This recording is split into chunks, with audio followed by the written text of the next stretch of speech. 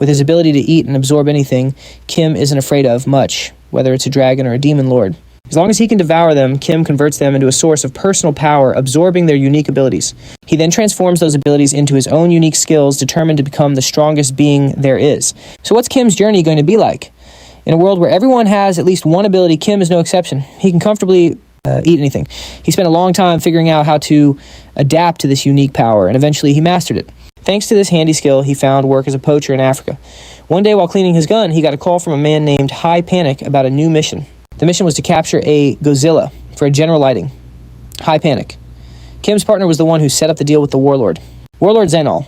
Lighting, to be exact. Kim's first question was whether the general wanted the Godzilla's entire body. But High Panic explained they only needed the head and hands. As for the quantity, they needed at least 2. Kim immediately understood the client's intentions. General Lighting apparently wanted to use the Godzilla's head as a decoration and its hands as ashtrays. And to do that, they'd have to take down at least 2 of them, or more, since they didn't need the bodies. After giving it some thought, Kim agreed to start the next day. When Kim accepted, High Panic gave a strange smile before quickly hanging up. Hunting Godzillas is no simple task, and not just because of the creatures themselves. Many other groups were after them too, like outlaw hunters working for wealthy collectors or even anti-poaching militias. Unlike amateur hunters, these groups were seriously well equipped with all sorts of weaponry. If you were unlucky enough to cross their path, your best bet was to run. Well, out with High Panic, Kim noticed something was off. Just as Kim was about to say something, High Panic suddenly cut him off, raising his voice and even switching languages to South Korean instead of their usual English. This only made Kim more suspicious, and seeing that High Panic decided to drop the act. He wasn't hiding anything anymore. The game was up. He pulled out a pair of handcuffs, explaining that he'd been tracking Kim for 10 years. That's why he was fluent in South Korean, English, Japanese, and Chinese. He'd learned the language of every place Kim had ever hidden. As Kim stood there silently, High Panic quickly cuffed him, and he didn't hesitate to start listing off the charges. The list was long: murder, poaching, illegal trafficking, fraud, association with outlaw organizations, and even human trafficking. Inside the transport vehicle, High Panic couldn't hide his delight at finally catching his man. Kim just stared back at him with a deathly glare. Kim then asked him directly about the mission. The general leading job was, of course, a complete fabrication, a trap set by High Panic himself.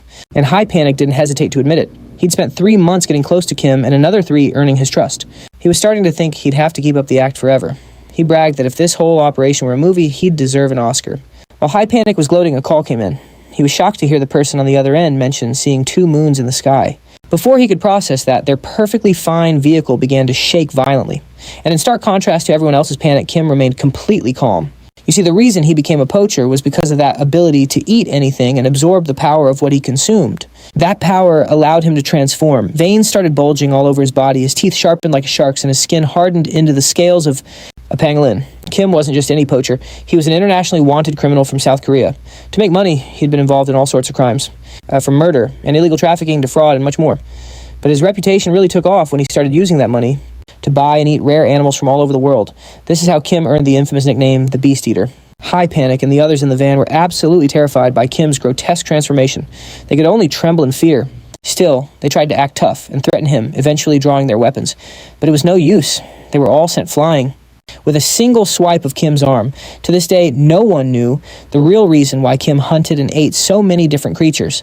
Now Kim glared at High Panic with bloodshot eyes and asked if he had any last words. High Panic was sweating bullets as he looked up at Kim's monstrous form, but he still managed to curse at him, calling him a damned monster.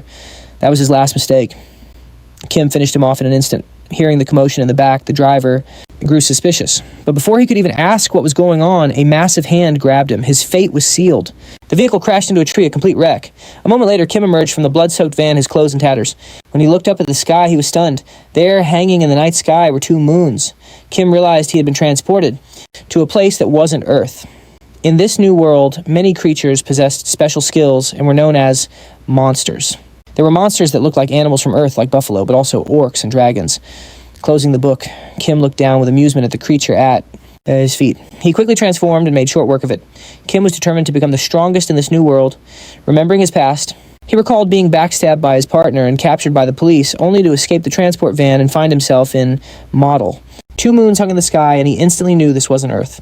For Kim, being transported here wasn't such a bad deal, actually.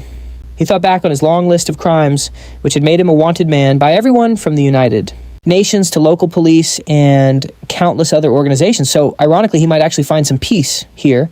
But while he was lost in Thought Kim found himself surrounded by a pack of fierce-looking wolves. He couldn't help but let out a curse. He'd always figured wild animals were smart enough to know which enemies to avoid, but apparently not these ones. Kim's sharp gaze immediately locked onto the wolf. That looked the most ferocious, the pack leader. With a signal from the alpha, the other wolves charged at Kim, but he remained perfectly calm, unfazed by their speed. In an instant, Kim transformed. His head became that of a tiger, and his body took the form of a wolf.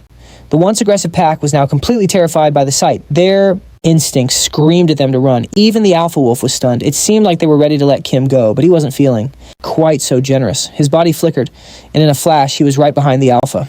Before it could react, Kim had already taken it down. He ripped the fangs right out of its jaw, and blood quickly stained the ground. Seeing their leader defeated so easily, the remaining wolves immediately lost all their fighting spirit and scattered.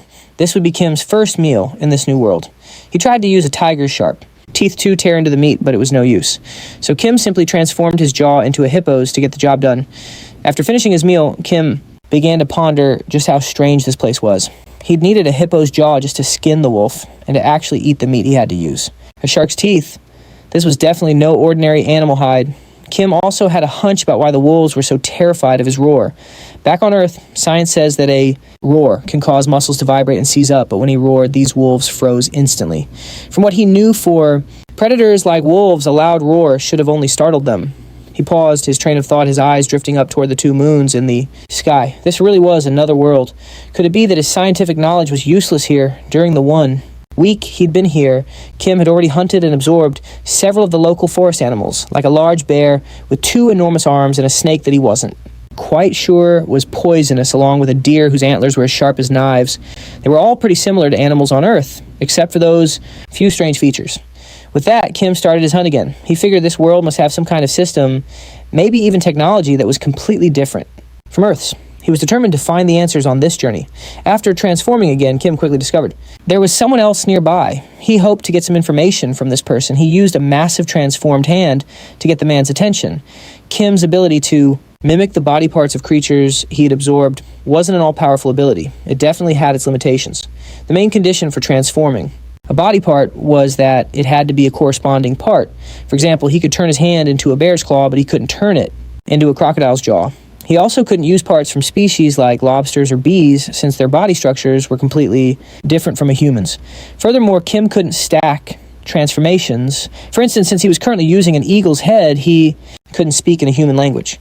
The man Kim had touched understandably panicked upon seeing his transformed state. He was absolutely terrified and tried to flee, shouting something in a strange language as he ran. But before he could get very far, a deer with razor-sharp antlers suddenly charged and gored the man to death. After clearing its path, the deer swiftly ran off. Kim transformed back to his original human form. He stood there for a moment, looking at the man bleeding out on the ground. The man used his last breath to say something in a language Kim couldn't understand. Kim couldn't save the man, not that he really had a reason to, and while he desperately needed information about this world, the language barrier meant that even if he could save him, it would be pointless. Instead, Kim thought of another, more direct way to get information. Trader. The man passed away, things would be much simpler. Using his ability, Kim could just absorb the man's brain and take all of his memories. And just like that, he successfully learned this world's language, all thanks to the poor man's unwitting sacrifice. Kim also obtained a very valuable item from him, an illustrated monster guide. For example, it described a common steel wolf as being over 6.5 feet long and weighing around 265 pounds with the ability to bite and roar. He began to learn about all the different monsters that existed here and how this world operated. Thanks to this book, he felt he could finally achieve his goals and do things he never could back on Earth. 2 months later, Kim was still on his journey. He was now looking at a severed buffalo head, studying its incredible regenerative abilities. Apparently, this type of buffalo could regenerate its entire brain in about a month even, if it was torn to pieces. This little detail wasn't in the guidebook. He never would have expected a buffalo to have an ability like this. Kim then used his transformed arm to dig something out from the ground below. He pulled out a vial of green liquid which splattered onto the buffalo's head, causing it to let out a loud scream. Kim just smiled cheerfully at the sound. He still hadn't figured out the limits of the buffalo's hide durability, like how much heat it took to peel it, or to what degree it would burn, whether it was resistant to acid, and just how many times it could regenerate. There were still so many things that needed to be tested to get his answers. Kim closed the guidebook. He stood before the buffalo's head, already thinking up his next experiment.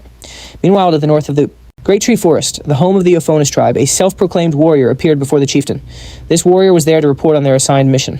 In the Great Tree Forest, a new monster has been born. Its specialty is devouring everything it encounters to absorb their skills and master them instantly. This terrifying creature now roams the Great Tree Forest, which is the territory of the Tau. At this very moment, a few armed Tau are walking through the forest when they discover some footprints on the ground. They're human. Immediately, they figure their comrades have probably already gone to hunt these humans. Seeing signs of humans, they can't control their cravings, sticking their tongues out and wondering to themselves, where could they have gone? But just a second later, one of them angrily smashes a hammer onto the ground. He's furious because his comrades apparently dared to enjoy the delicious human meat all by themselves. He then orders his underlings, find them. Before they eat everything and leave only bones, the other Tau can only obediently comply. And so they split up to search. The scene then shifts to another, unluckier Tau. Instead of getting to eat, he's being squeezed tightly by a monster about to become its next meal. Just as it's about to bite the Tau's head off, the monster suddenly notices something else. It's a giant wolf. It drools at the sight before it and says, I was just about to go out and hunt more because I'm running out of test subjects, and you all deliver yourselves right to my doorstep. It turns out the first group of Tau had also found their way to the cave entrance. One of them sniffs the air and reports, I smell human flesh from inside this cave. However, another one is worried, thinking something feels off. But their leader pays no mind, focused only on the idea that those scoundrels must have set this up as a trick to eat the human meat all by themselves. A moment later, the underling realizes what's wrong. This is the smell of Tau blood, not human. After saying this, he freezes for 5 seconds, watching his foolish leader walk right inside the cave, completely unaware that a vicious wolf is waiting. The underling panics and yells, Boss, be careful, I'm terrified. He grips his wooden club defensively.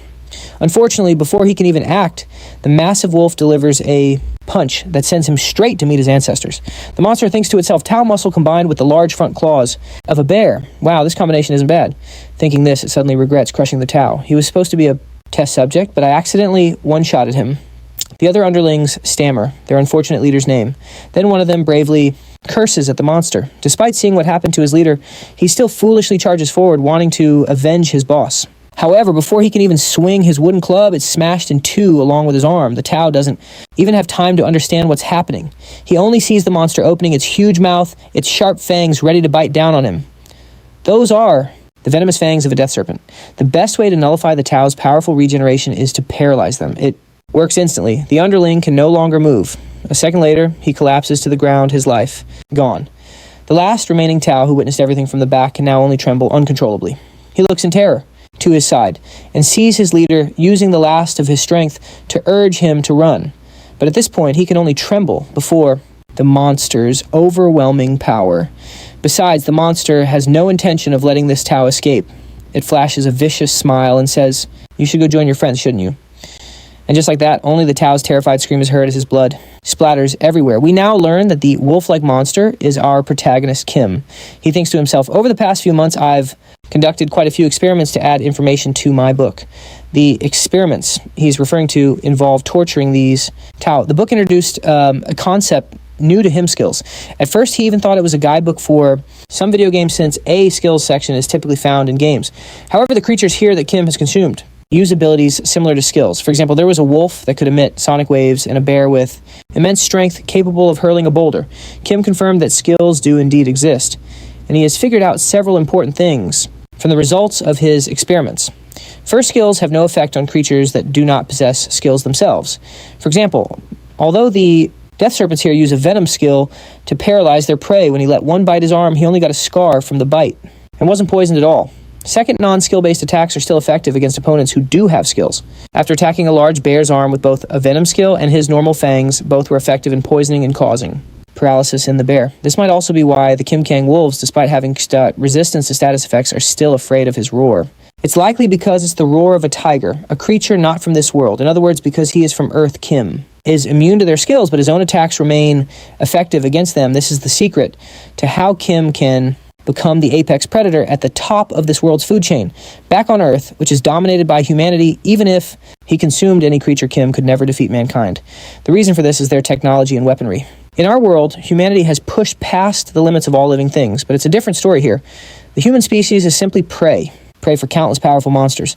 Atomic bombs and other creature-crushing technologies simply don't exist in this place. Ever since he was a kid, Kim dreamed of becoming an apex predator, and to make that dream a reality, all he had to do was eat the creatures here. The menu includes trolls with infinite regeneration orcs, boasting unparalleled strength, and even a monster that breathes fire hot enough to melt solid steel a dragon. And just then another bizarre creature popped up on the ground. It looked like some kind of talking slime. "Whoa, is that a dragon?" it chirped happily, spotting one flying overhead. This is just like one of those fantasy anime worlds. The slime smirked and said, "I can't believe I've been reincarnated." As a slime that can eat anything, convinced it was the new king of this world, the slime laughed maniacally and declared it was born to become the strongest. Its destiny. Then the slime thought to itself, I wonder if this works. A notification panel popped up in front of it. It was trying to pull up its status and skills page.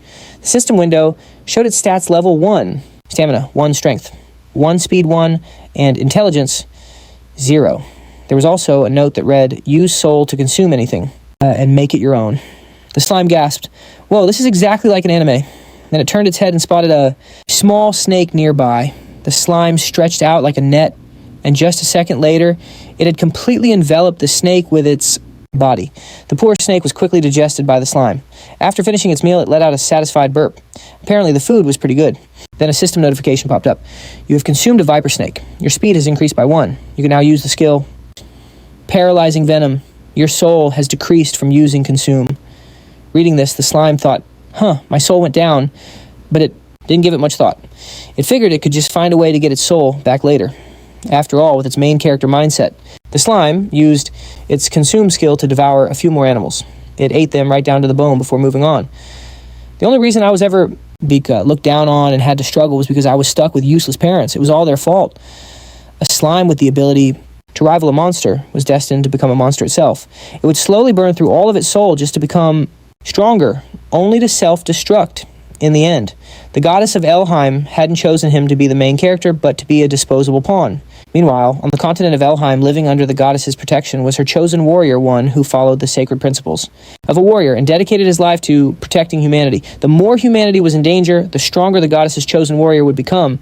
But even that warrior, even I, couldn't stop the destruction caused by that monster. The very monster that brought disaster to the entire world with its terrifying power. Because of it, I died. A horrible death. But when I woke up, I had returned to the past, back in my own body from 10 years ago. This is the last chance the goddess has given me. I have to stop that monster. These were the warrior's inner thoughts, but he had changed a bit. The goddess prophesied it. Just as the words left his mouth, he felt a terrible, sharp pain. The warrior wondered, is this because I lied? It must be a punishment for breaking the warrior's code. But if I tell him I'm from the future, he'll never believe me. As it turns out, the warrior was telling his story to an orc who seemed a little confused. So the orc asked, "A prophecy, could you tell me more about it?" The warrior replied without a moment's hesitation, "Of course, Elder." He then explained, "Here in the Great Tree Forest, a monster that devours and absorbs skills is going to appear. I've come here to stop it before it can cause a disaster in the future." After listening, the orc elder replied, "If this prophecy of yours is true, then this is a very serious matter." The warrior was confused as to why so. The orc explained that they hadn't seen any trolls for the past 2 months. He suspected the monster might have already targeted the trolls for their regeneration ability. Regeneration and powerful destructive force are the 2 special skills of the trolls.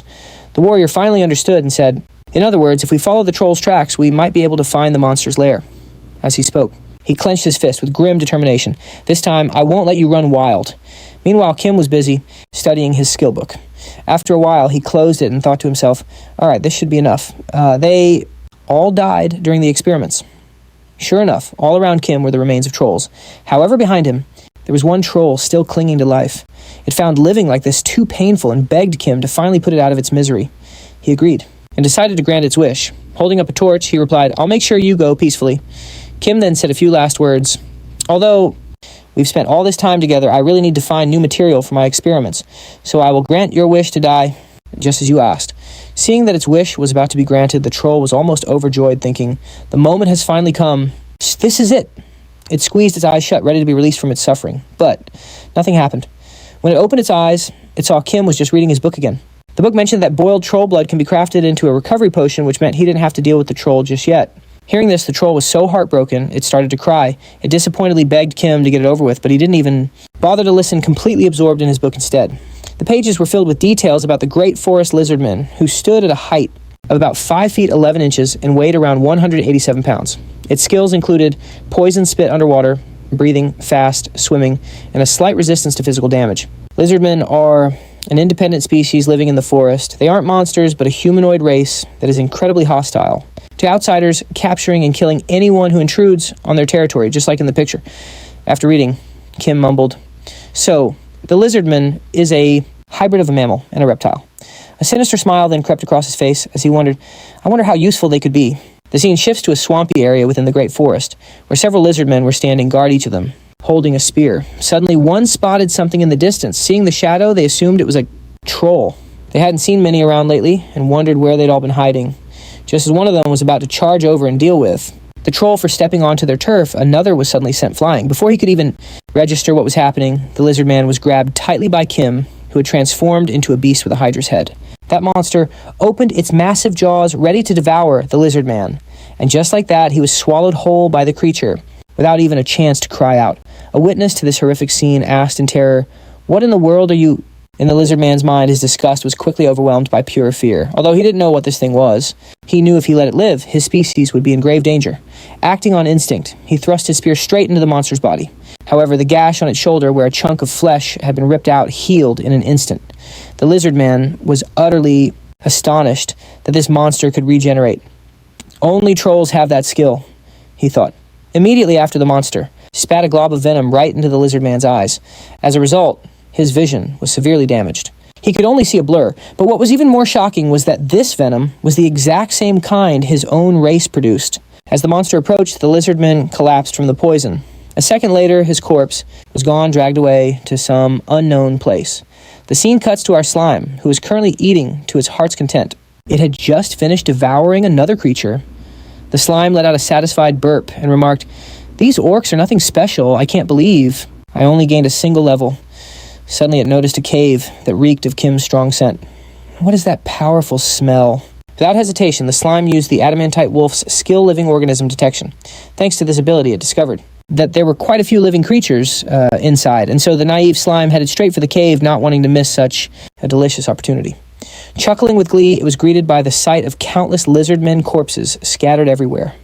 The slime was about to mourn the tragic scene, but then it remembered its gluttonous nature and became overjoyed, instead exclaiming, "Jackpot. I'm going to get so much experience from this," it cheered, licking its lips. "I don't know who did this, but thanks for the meal." What followed was the slime feasting until it was completely stuffed. After its large meal, it quickly checked its own stats. Underwater, breathing poison spit, and even regeneration. What a steal. It was so engrossed in looking at its new status screen that it didn't even notice a figure approaching from behind. It was the warrior on a mission to destroy the very beast that would bring disaster upon all of humanity. While the slime was still focused on the screen, the warrior appeared behind it in a flash.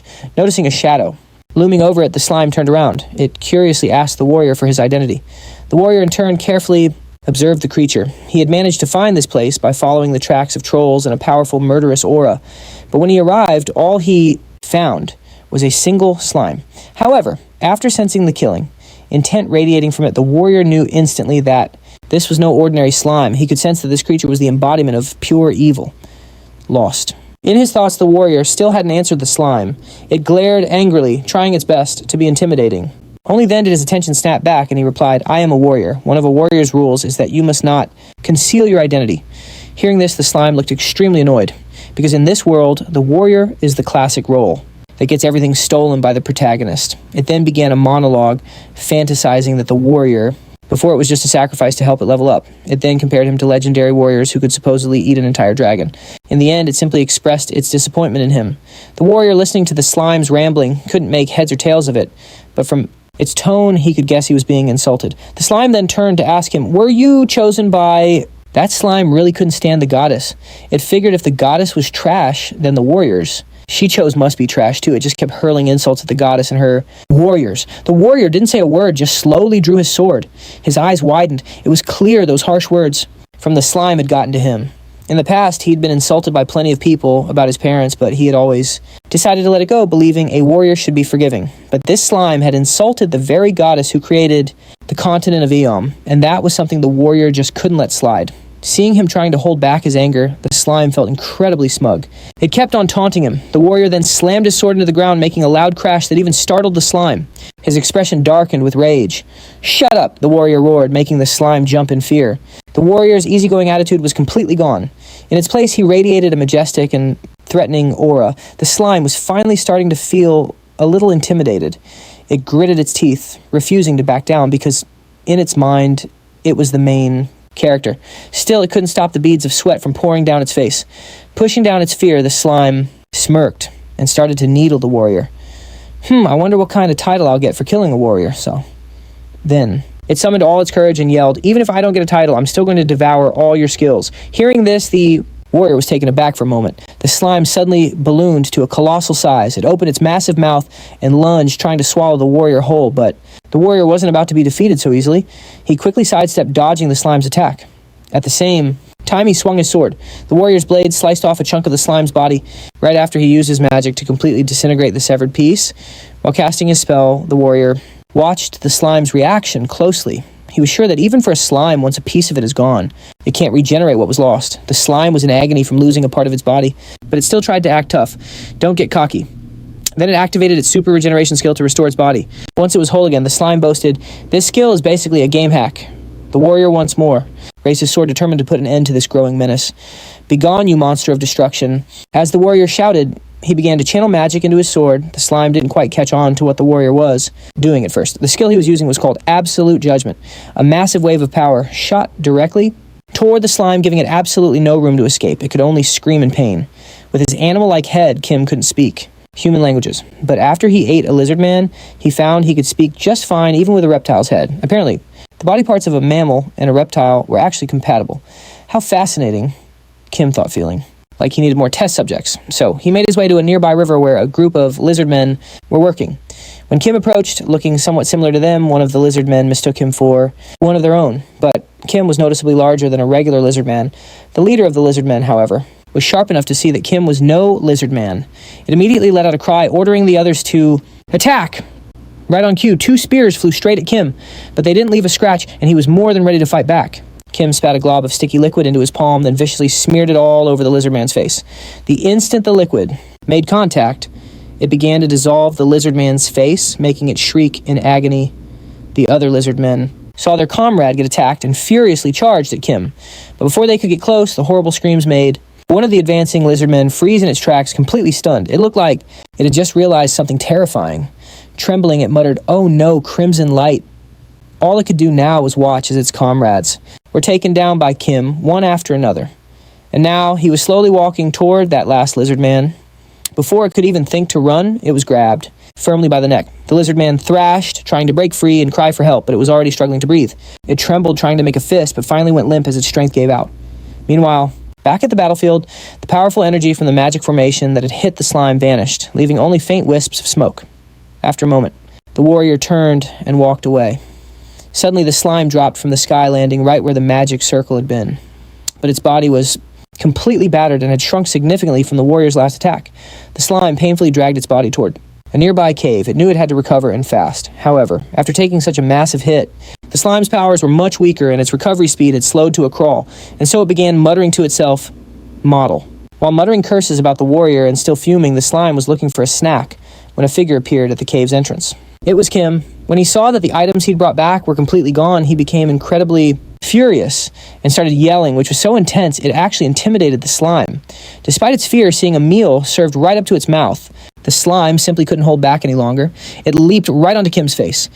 In a filthy, reeking room, with garbage piled so high it had been left to sprout mold, sat a large, overweight slob completely glued to his favorite video game. That slob was the slime from its previous life. As a human, everyone around him would laugh and criticize him for being a useless man who didn't know how to do anything. But he would just justify it to himself, claiming he was simply following his instincts and that following one's instincts was what everyone was supposed to do. That lazy slime never tried. He wouldn't lift a finger for any difficult task.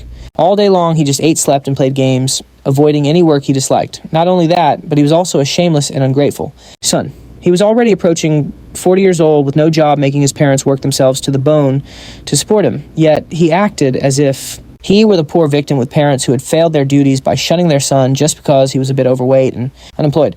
The chubby slime was disgusted with his miserable life, the life of a complete nobody. He wished he could get a chance to turn his life around, and then by some miracle, that chance actually came. He woke up in another world, in the body of a powerful slime with the special ability to absorb anything he wanted and gain its powers. This made him absolutely certain that he was the chosen one, the protagonist of this new world. But this beautiful dream of the slimes was crushed before it could even get started. After the battle with the strange warrior, the slime was horribly injured but remained optimistic, thinking this was just a trial for the main character. It swore it would devour every single skill in this world to get its revenge. Just as it finished this vow, the slime turned its head and saw a puzzled-looking Kim standing right behind it. Kim's facial muscles tensed, showing his absolute fury at finding an intruder in his base. But the clueless slime just thought Kim was fresh prey, being served right to its mouth, so it quickly pounced on him, intending to enjoy a delicious meal. It leaped straight into Kim's open mouth, planning to eat him from the inside out. Kim, unable to react in time, ended up accidentally swallowing the slime. From Kim's perspective, the first piece of bad news in the past 2 weeks was that the cave he'd been using as a laboratory was now completely ruined. The reason was because a slime had broken in and destroyed everything while he was out hunting lizard men. It even jumped straight into his mouth when his guard was down. The good news, however, was that Kim had assimilated with that slime, or more accurately, the slime, had committed suicide by jumping into his mouth and getting digested. But the slime skill was actually quite an interesting thing. The illustrated monster guide explained that slimes are a species that can change shape and evolve based on what they frequently eat. Slimes can consume a wide variety of things, from small creatures like mice and insects to even dirt and poisonous plants, and even minerals. The book also noted that slimes that often eat minerals will transform into a form with the characteristics of that mineral. For example, a metal slime, which mainly eats minerals found near an ore deposit, has the skills metallization and metal detection. Normally, Kim couldn't eat minerals, or rather, he could eat them, but he couldn't digest them and absorb their properties. Those minerals would just pass right through his system. However, a slime's diet isn't just limited to living creatures. It can also consume inanimate objects. Because he had assimilated with the slime by eating it, Kim could now consume minerals, and he could even turn his own body into minerals. Over in the land of the ancient dragons of the Great Forest, a red dragon soared through the sky like a queen. She had no name, because a solitary ancient dragon such as herself had no need for one. But there were those who worshipped her, so they gave her a name, Ignis. Ignis glided through the sky, and Ignis was a mother dragon who deeply cherished her child. In this great forest, which was teeming with all kinds of monsters, the lizardmen revered Ignis. They offered gold, silver, and other treasures to Ignis in exchange for the dragon's protection and the prosperity of their race. But ever since her child was born, Ignis had become somewhat indifferent to the race she protected. Although she couldn't bear the thought of leaving her child, Ignis felt that nothing terrible would happen if she only left for a moment. So she flew off to find the lizardmen. Soaring above the dry forest, Ignis noticed strange tracks that made her brake so sharply she almost nosedived straight into the ground. Glancing at the clear signs of a fight and a struggle, she suspected that someone had trespassed on her territory. Her crimson eyes widened with fury, enraged that someone had dared to attack the race. The lizardman, under Sich Kwang's protection, roared, vowing to make the culprit pay. Meanwhile, Kim, the guy responsible for the attack on the lizardman tribe, was still busy checking out the changes in his body. He used his power to morph his hand into the hand of a lizardman. He soon learned that a lizardman's body is covered in a layer of tough scales. From his point of view, the Vajra ape's hide was still better for defense, but that wasn't the main draw. The really special feature was the mucus covering the lizardman's scales. This goo not only had antibacterial properties, but also acted as a healing ointment. But there was something even more important than that. The mucus on the scales and the mucus from a slime could actually merge. If he could just eat some hard metals and turn the lizardman's mucus into a metallic slime, he was positive he'd get a huge power-up. The only snag was finding the kind of hard metal he was looking for. Using his Hawkeye skill, Kim spotted some metal from high above, at the foot of the mountain, hundreds of yards away from him. It was being mined by the orc tribe. Kim looked at the giants at the mountain's base and wondered if that was orc territory or not. So he opened his monster guidebook to double-check. The orc species averaged over 6.5 feet tall and weighed 330 pounds, boasting warrior-class skills like enhancement and vitality boost. They were also the most powerful orc tribe in the Great Forest.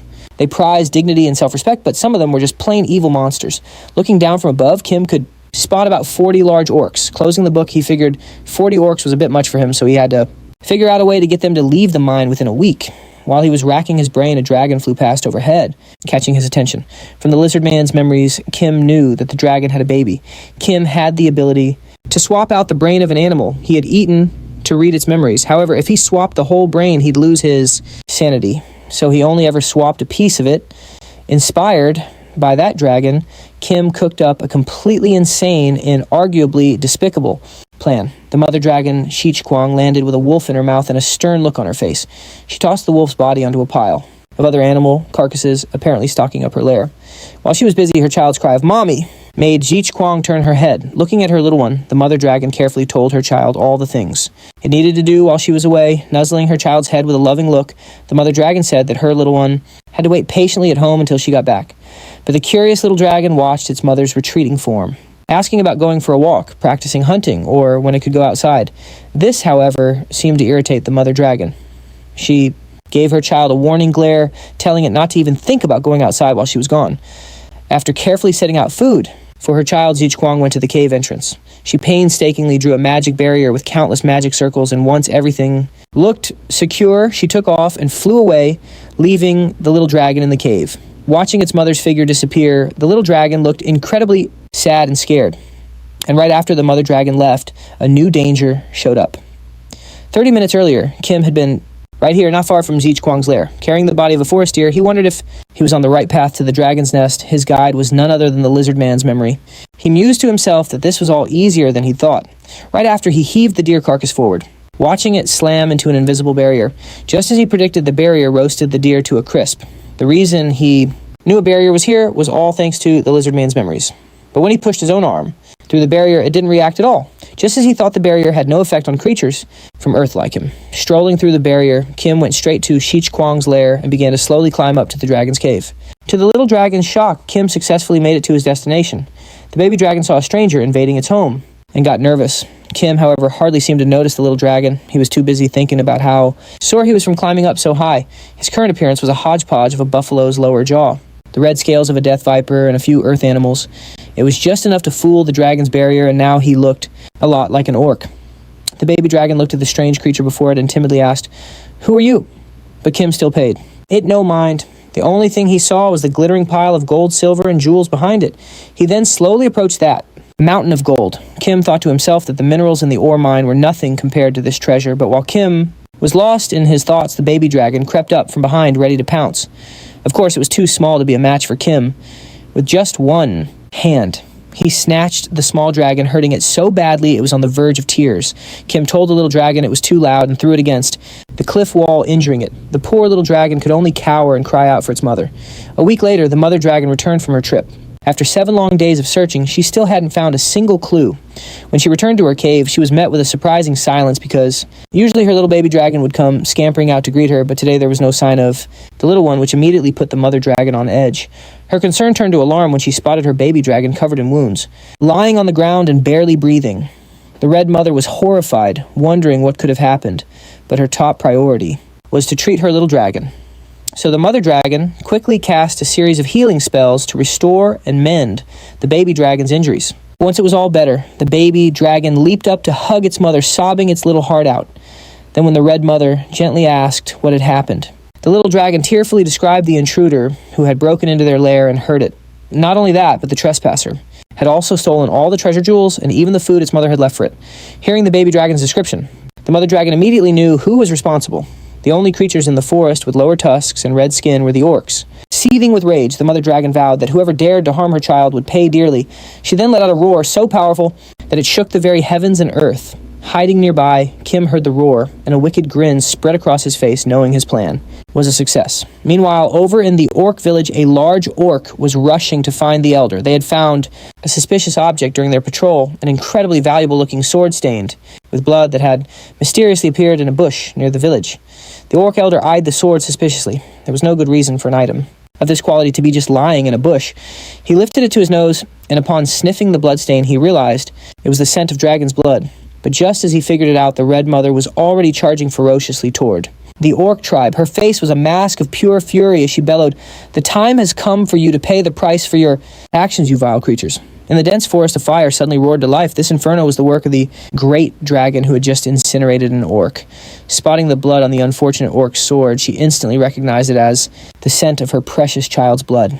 This was all the confirmation she needed, and it sent her into a blind rage that the orcs were the culprits. With his dying breath, the orc managed to warn his comrades to flee, realizing they had been framed. And just like that, the battle between the enraged mother dragon and the orc tribe began. The call of the war horn summoned every orc in the forest, and the battle raged for 3 days and 3 nights. Although the orcs were victorious, the cost was immense. Countless warriors had fallen, leaving only about a dozen survivors. These survivors left the great forest for good. The remains of the mother dragon, along with the fallen orcs, became a grand feast for Kim. From that moment on, the mother dragon was gone. Her little baby dragon sensed it instantly, its whole body trembling, because it could no longer feel its mother's presence. Tears streamed down the poor little thing's face as it cried out for her. Its teardrops hit the ground as its body shook with sobs. The baby dragon clenched its jaw, overwhelmed by grief. A moment later, it spread its wings and took to the sky. With its mother gone, there was no reason to stay in this forest. Elsewhere, a book was opened, listing the things I've eaten so far. First up was the King Kang wolf. Second was a monster named Chow. Third was a lizard man, followed by orcs, and finally a dragon, plus plenty of other types of monsters. The book snapped shut. I had eaten everything on the list. From that point on, I had no reason to stick around in this forest anymore. I decided to hitch a ride on a horse-drawn carriage driven by an old man. He mentioned that along this road, it was pretty common to meet people with amnesia, just like me. As far as the old man knew, this area was known for things like rejuvenation herbs and rare items from all sorts of monsters, and even the secrets of ancient kingdoms. That's why folks from all over flocked to this place to search for these treasures, hoping to change their fortunes. The sad reality, though, was that most of them ended up dead.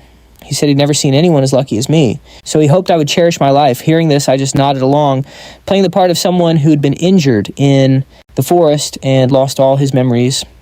I gathered more information about this place from the old merchant who was on his way to a village. I learned pretty much everything from the old guy, but there was one thing I just couldn't wrap my head around. It was called a status window. Apparently in this world, it's a display of personal information that everyone has. I wondered if it was sort of like an ID card. Naturally, I tried to open my own status window, but for whatever reason, I couldn't seem to access it. Perhaps it's because I'm not from this world. After a long and tiring journey, the old man brought me to a small city. I quickly hopped out of the carriage. The old man turned back, wished me well, and said this was as far as he could take me. I bowed my head to thank him. After watching the carriage disappear down the road, I turned to take in the small city before me, observing the flow of people and the lively scenery. I thought to myself that this must be the famous city of Santiago. My eyes darted from one place to another. I felt that everything was quite clean. Looking at the streets, which didn't have a single piece of litter, I thought it was even cleaner than. Kim walked up to a notice board and saw several posters, one of which urged people to wash their hands to prevent the spread of disease. It also covered topics like diseases and personal hygiene. After reading it, he thought the people here were quite civilized.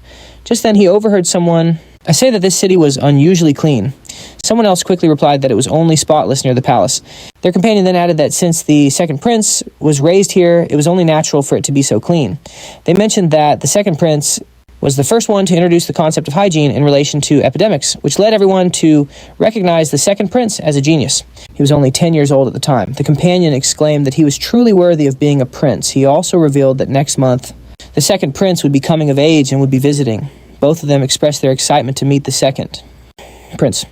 Kim, however, just listened quietly to their conversation. The whole idea of hygiene only became widespread on Earth around the 20th century. How could a child in a place that looked like the Middle Ages come up with such a concept? He started to wonder, but he wasn't entirely sure. He stood there stunned before coming to a conclusion. Perhaps there was someone here just like him, someone with memories of Earth, not long after he met him. The second prince was so shocked upon seeing Kim that he couldn't believe his eyes. Kim, on the other hand, just smirked, looking quite surprised himself. The second prince, trembling, asked why he was here. The second prince's identity was H. Panic. He was scared out of his wits and called Kim the Beast Tamer. A narration begins, "My real name is not known. In my previous life, I was Edie Monza, a second-generation Mexican-American. I was a member of the police force for the United Nations and a national intelligence agent for the CIA. I lived the life of one of the elite, but something terrible happened. Everything ended after I ran into that monster. I suffered a truly tragic death. But after my death, a completely new world was waiting for me. When I first entered this world, I kept my eyes squeezed shut, not daring to open them. However, after a little while, I finally dared to open my eyes and face reality. When I woke up, I had been reborn as a child. My new name was Edward. Edward is the second prince of the Jijian kingdom. My second life has been an absolute breeze. From hygiene and science to astronomy and countless other things, the knowledge I brought from Earth turned out to be incredibly useful in a medieval world. And thanks to the special training from my past life for me, politics was a total piece of cake. If I had been born a commoner, I would have been powerful enough as it was, but now I was actual royalty. On top of that, the crown prince wasn't the heir to the throne. No, it was more like he couldn't be. One way or another, I was going to become king. With that thought in mind, H. Panic couldn't stop smiling. At that moment, he was parading through the streets to the cheers of the people. He joyfully waved back at them, the desire to become the king of this world burning inside him, but little did he know that his nightmare was lurking right there in the crowd. Night fell at the Santiago Lord's mansion. He was lying on his bed exhausted from a day of parading, and complained that forcing a smile was torture. All of a sudden, he heard a rustling sound. Turning toward the window, he saw a lizard's tongue and then watched in terror as it climbed into his room through the window. Although he was panicking, he still drew his sword and demanded to know who was there. He wondered how a lizard man could have gotten past the guards to get in here. Suddenly, the lizard man said, "Long time no see." This left him confused. At that moment, the lizard man transformed into Kim. He asked H. Panic if he really didn't remember him. The moment he saw Kim, he was so scared that his face turned pale with disbelief. He then started cursing at him, calling him a damn monster and the beast Tamir. It seemed that seeing him again scared him so badly that he had to reassure himself that this was all just a nightmare. While his mouth said it was a nightmare, his body was about to give out. And sure enough, he fainted right there on the floor. This prompted Kim to remark that his reaction was a little over the top. Suddenly, a servant's voice came from outside. The person opened the door, walked in, and apologized to H. Panic for disturbing him so late at night. However, upon seeing him lying on the bed, the servant just assumed he was already asleep. Suddenly, the man was startled when he looked to the side. He wondered when this giant teddy bear, which was Kim in disguise, had been placed there. However, he paid it no more mind and turned to call out to the prince, asking if he was asleep. As he spoke, his hand reached for something. It turned out he was preparing to assassinate the prince with a dagger hidden in his pocket. But before he could do anything, Kim shot out his claws to block the hand holding the dagger. This startled the man, who whipped his head around to look at Kim. Seeing the teddy bear move, he was so scared he started spouting nonsense. Kim calmly said that H. Panic couldn't die just yet, so the man would have to die in his place. As soon as he finished speaking, he took care of the assassin right there in the room. But it seems Kim was a bit careless and made a little too much noise while dealing with the guy. As a result, he accidentally alerted a group of guards who rushed to the room. The group burst open the door and shouted loudly as they saw Kim still dealing with the assassin. Seeing that people had arrived, Kim felt he had really made a mess of things. As for the three guards, they were terrified when they saw a huge monster, which was him in the room. Suddenly, one of them declaring that since things have gone sideways, they're switching to plan B. The entire group charges forward, intending to deal with Kim and finish off High Panic at the same time. He stands perfectly still, glancing from the guy he just sent to the great beyond to the approaching mob, and wonders if they all share the same pigsty. But without a second thought, he grabs the boy and leaps with him out of the room through the window. He lands gently on the ground while the boy does a perfect face plant. After that, he takes off, not forgetting to drag the kid along, with the excuse that he's temporarily stashing him somewhere safe. Elsewhere, someone is writing. Outside that person's room, a voice reports, hurriedly, "My lord, we have an urgent matter." The man Kanago hears this and asks what's wrong. The goon who just tried to handle High Panic feigns concern, reporting to him that the boy was kidnapped by an intruder. As soon as he hears the news, he's shocked and slams the table. He furiously tries to figure out who the culprit could be, wondering how anyone dared to pull this in his territory. And so he immediately orders his soldiers to be summoned to rescue the boy. Hearing this, the mole obediently agrees while sporting a sinister grin. On a hillside, Kim has changed back to his human form. He's sitting there panting like he just ran a marathon, wondering how many people are actually chasing him, forcing him to run for his life. Just then, High Panic has also woken up.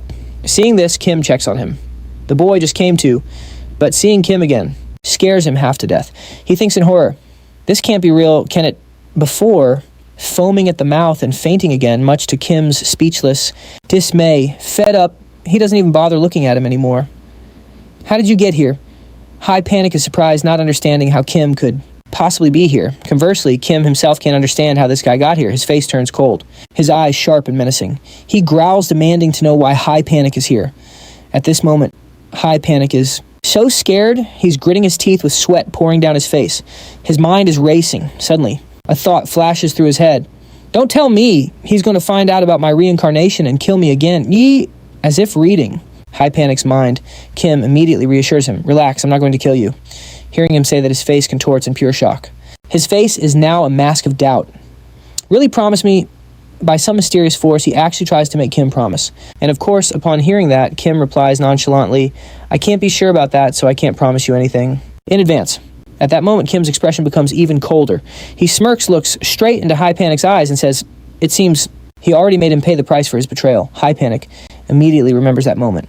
He frees his shudders and clenches his fists. Mustering all his courage, he asks him, don't tell me you plan on sending all the traitors to meet their maker, just like you did with me.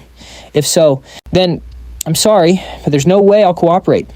Without letting him say more, Kim immediately hits him with a psychological blow. Don't you think it's a little unfair? I only sent you and the transport team packing while General Lightin and the others who took part in this are still alive and kicking.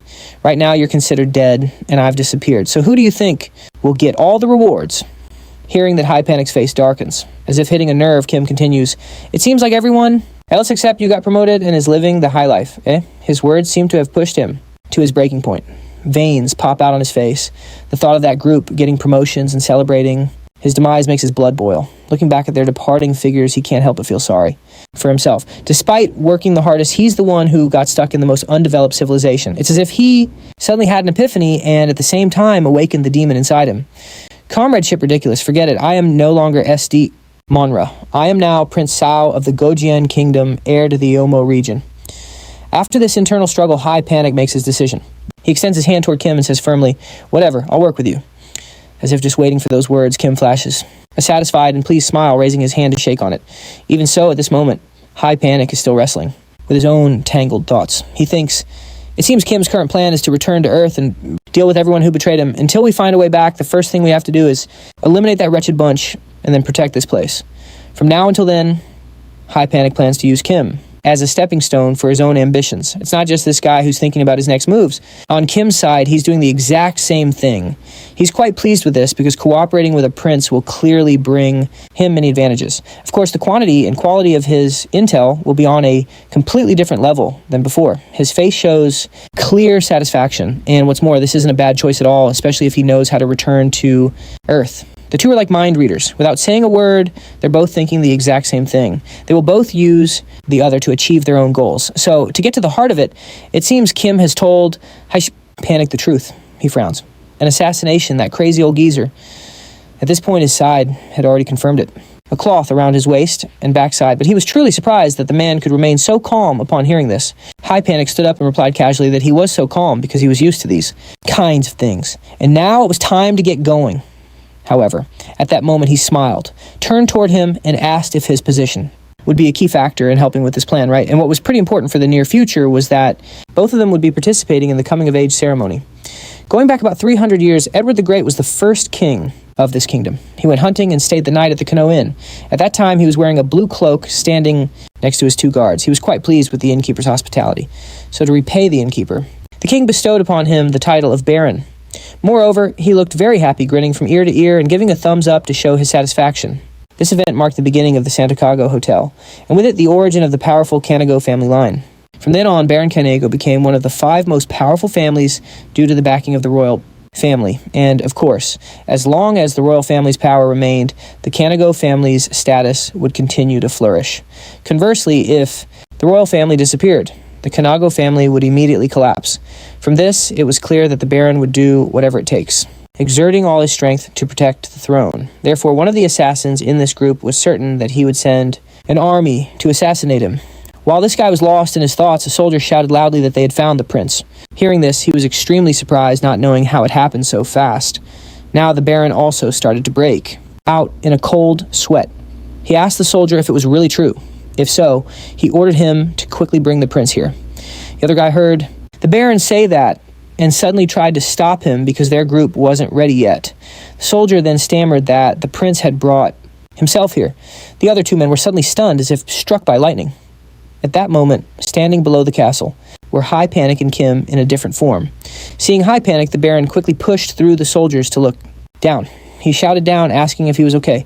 Seeing the Baron stick his head out, he immediately put on an expression, as if they were enemies for 8 past lives. "Oh, there you are!"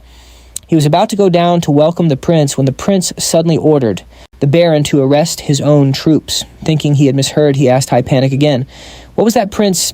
High Panic then gritted his teeth and angrily told the Baron that last night it was his own subordinates who had tried to assassinate him. He then pointed at Kim, saying that thanks to his secret bodyguard, he was now safe. High Panic looked up at the people standing above. Because he was outnumbered, he had no choice but to flee. The Baron and the assassin were now sweating profusely in fear. "Assassination, really?" The assassin then shouted loudly, telling the Baron not to be deceived. He pointed directly at Kim, stating with absolute certainty that the prince was being threatened by Kim, which is why he was placing all the blame on them. Hearing this audacious, loud-mouthed man, High Panic was speechless, his face turning cold as if he was about to erupt in fury. "Kidnapped! Threatened! How dare you open that mouth of yours and speak such absurd words to me? being addressed like that by this brute. High Panic became absolutely furious. He glared up at him with a murderous aura, which made the man flinch. Instantly, High Panic shouted, "I am Edward G. D'Argentine, a descendant of Edward the Great, and also the one who will inherit his title, and you dare think I would be so scared that I wouldn't speak the truth." High Panic's face was now so furious it looked like he could breathe fire. Instantly, High Panic delivered a final line aimed at the assassin, making him too scared to utter another word. "Your blasphemous words can be considered treason." The prince's words scared him so much that he fell backward, instinctively taking a few steps back. The Baron then observed the attitudes of High Panic and Kim, who had been standing perfectly still all this time. He looked at the man who appeared boorish. However, his color was that of mithril alloy. Furthermore, with that armor made from the scales of a red dragon, he certainly couldn't be a kidnapper. Quite commendable of the Baron for his rather accurate judgment. So to sum it up, the Baron had to reconsider who he should place his trust in. This made the already scared assassin even more frightened. Immediately the order was given. "Quickly arrest this man and his soldiers." Kim was a little surprised at this, not expecting things to be resolved so quickly. High Panic smirked. To him, this was nothing. Very quickly, the group of assassins was tied up, every last one of them, now facing the soldiers. High Panic spoke softly. "Do you know something?" He smirked and said, "Kanago, one of the great noble families of the kingdom, has plenty of secrets that outsiders know nothing about." At this point, he licked his lips, looking pretty roguish. Then High Panic approached, placed a hand on his shoulder, and whispered softly into the man's ear, continuing, "One of those secrets is brutal torture." The prince's face then darkened, leaving only his eyes and smile visible. He smiled wickedly, a clear warning that a peaceful exit was off the table. The assassin was now pouring sweat. He couldn't understand how things had gone so wrong. His plan was supposed to be perfect. After all, suddenly a laugh cut through his panic. Even though he was drowning in anxiety, he still looked up toward the sound, and there, looking right down at him, was Kim. The assassin was furious. He squeezed his eyes shut and mentally cursed Kim for ruining his flawless plan. He just had to know who this guy was. Suddenly, Kim leaned in and tilted his hat up, just slightly revealing the face of a bear, which made the man jump in fright. He instantly remembered where he'd seen him and stammered, You! Kim's eyes narrowed, forming a savage, beastly smile as he gently uttered 3 words. "Rest in peace." Then he pulled his hat back down. As 2 soldiers dragged the assassin away, he cursed, "You damn monster!" his voice trailing off into a terrified scream. With the commotion over, Kim explained his get-up. It turned out he'd swiped a decorative suit of armor and a log from the mansion. And after coating them with his slime companion, who seemed quite annoyed, for some reason it didn't really matter. In the end, he had transformed those junk items into the same mithril alloy he'd absorbed from the dragon's treasure hoard. He had to admit the slime was incredibly useful, and thanks to it, he had easily fooled the Baron. Back in front of the Baron, an aide reported that the assassins had confessed everything, unable to withstand the interrogation. They were identified as the Mautelmeris, which translates to Hell's Messengers. The Baron's face grew grim. He couldn't believe that such a group had infiltrated the prince's personal guards. He then turned to Kim, asking if he knew anything about them. Kim realized this was the perfect opportunity to bring up what he had discussed with the prince earlier. The two were now face to face. He began slowly, "Mautelmeris, I think. I've heard that name from a former knight." At this, the Baron asked, "Is that true?" Kim shared a rumor he'd heard, that Queen of Rose, the second queen, hadn't died from a sudden illness, as was claimed. The truth was, she was poisoned. Hearing this, the Baron's expression darkened. Poisoned. If that's the case, then could the culprit be... It seemed he and the Baron were on the same page. So, Kim gave a slight nod. The Baron was so enraged, his clenched fist trembled. He couldn't believe something like this had happened. He slammed the table shot to his feet and grabbed his sword, his face filled with murderous intent. "I won't let them get away with this." Just then, a hand gently rested on his shoulder. Before the Baron knew it, Kim was standing right behind him, which clearly surprised him. Kim calmly advised him to cool down. His eyes glinted with a reddish hue, and even through the mask, the look was incredibly intimidating. He warned the Baron, "These guys are specialists who assassinate people in power. Don't you dare underestimate them." At this, the Baron coughed lightly, averted his gaze, and asked Kim what he was supposed to do. "Am I just supposed to stand by and watch?" In that moment, Kim's grip tightened on the Baron's shoulder as he said, "This is not your concern." He then effortlessly pushed the Baron back down into his chair. The bewildered Baron lost his balance. Unable to even hold his sword steady, Kim repeated that this was a matter strictly between him and them. From that single push, the Baron was certain that with such strength, Kim was more than capable. Kim then released his hand from the Baron's shoulder and added, "This will be resolved soon enough. The prince has already found a clue." Hearing that, the Baron turned back to Kim with a doubtful look. "If the prince is involved, then I'll trust it." It was then that Kim realized the Baron was completely loyal to the prince. He immediately turned and walked away, excusing himself since the ceremony was about to end. The Baron remained seated, his face unreadable. He called out to Kim one last time, asking him to please take care of the prince. Kim simply raised a hand in a wave. "Don't worry," he said, though his internal monologue was quite different. It was true that he'd keep the prince alive until everything was settled, but as for what might happen after that, he couldn't make any promises. At that moment, a royal carriage was making its way down the road. Inside, two people were discussing the clues they had on Mautel Maris, the group targeting them. It turned out the passengers were Hipanik and Kim. After hearing Kim's theory, Hipanik scoffed and said it was all just a fabrication. He found the search for clues rather pointless because he already knew who the culprit was. This piqued Kim's curiosity, and he asked, "Then who is it?" Hipanik's expression turned cunning. He didn't answer directly, telling Kim that when they arrived at the palace, they would meet the person anyway. He thought telling him then would be much more interesting, which only made Kim more curious. He was eager to find out. Hipanik then told him to put the matter aside for now, recalling that Kim had something else he wanted to ask him earlier. And indeed, he did have a question. It was about the status window. At this, the prince raised a hand to his chin and began to think. He thought, just asking the man if he couldn't access it. According to Kim's theory, the reason he couldn't access it was probably because he wasn't from this world. The prince frowned. How odd. He then opened his own status window, revealing a scenic view of nature. Appeared. It displayed specific information, such as the continent's name, which was Elm. This was a continent blessed by a goddess, where humans and various monsters coexisted in peace. According to what Hipanik said, it wasn't just humans. Every living creature in this world had a status window. People could even use their perception skill to see the status windows of others. And naturally, this Hipanik guy also had the perception skill. At that moment, he pointed at him. Once, when he tried to use the skill on Kim, he had only caught a brief glimpse of a status window. Seeing that Kim had no reaction, he decided to just try it himself. A magic circle appeared on his hand. Perception. After he used the skill, oddly enough, no status window popped up. He looked clearly confused. Why? Is there nothing here? Did I miss a step? After thinking for a moment, Hipanik suddenly had a realization. He told Kim to turn into some kind of animal, which confused him immensely. Although he didn't understand, he still did as he was told. Grizzly Bear's foreclaw. His hand began to transform. Looking at his transformed hand, he recalled that he had eaten this type of bear in Alaska. The taste wasn't anything to write home about. He didn't know why he suddenly started a food review. However, just then, Hipanik told him not to turn into a creature from Earth. He suggested that he should transform into a creature from this world. At that moment, it clicked for him, and he began to transform his arm into an orc's arm. Once again, he used perception. This time, a status window actually materialized. The species and level information were blank, but he had skills section listed strengthening level 3 and vitality boost level 6. Now, seeing the information panel appear, the prince smiled happily because his theory had been correct. At this moment, looking at the panel, Kim seemed to have an epiphany and finally understood the issue. Hipanik smirked. It seemed Kim didn't have a status window because he wasn't native to this world. But once he transformed into something from this place, the problem would be solved. However, at that moment, Kim smiled menacingly. Not quite. He immediately transformed his hand into the claws of a lizardman, his skin into a troll's hide, his scales into those of a death serpent, and the fangs of a diamond wolf. Suddenly, the status window updated. Besides strengthening and vitality boost from before it now, also listed rapid regeneration level 7, adverse effect resistance level 3, and a roar level 5. It didn't stop there. Next up was the dragon. Seeing him transform more and more, Hipanik started to panic. Hey, wait, slow down. And after that, Kim tried out all the monsters he had ever eaten. He held a book while transforming, making the other guy exclaim in amazement that he had really eaten a lot. And so this went on and on until the status window completely stopped changing. The final status window read, name, none. Species, none. Level, none.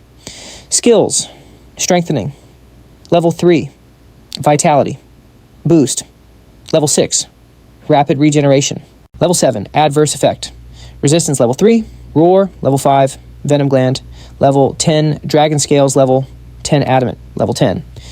At this, he wondered if the word none meant he didn't technically exist. He figured that his existence was like a system error in the status window. A few days later, we've arrived, Your Highness. The carriage came to a halt. Hipanik stepped out of the carriage with a transformed Kim. In front of them stood the assassins' headquarters. He asked if he was ready because they were about to meet the leader of the assassins. He smirked and told him not to be too shocked. When they met, the two of them approached the gate. However, the two guards had no intention of stopping them. With a serious face, he said, "The leader is behind this door."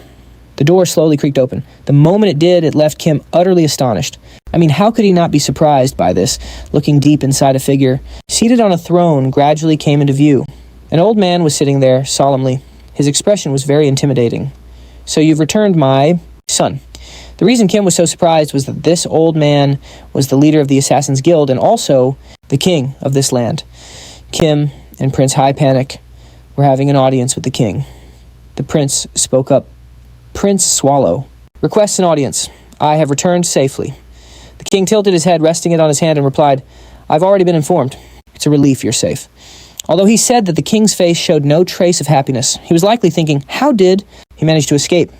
Prince High Panic reported, "It was all thanks to the loyal attendants that you prepared for me." But in his head, the prince thought, "Loyal attendants, my foot, they were assassins." The two exchanged sharp glances. Across the grand hall, Kim, who was beside him, thought to himself that even he could tell the two were taking jabs at each other.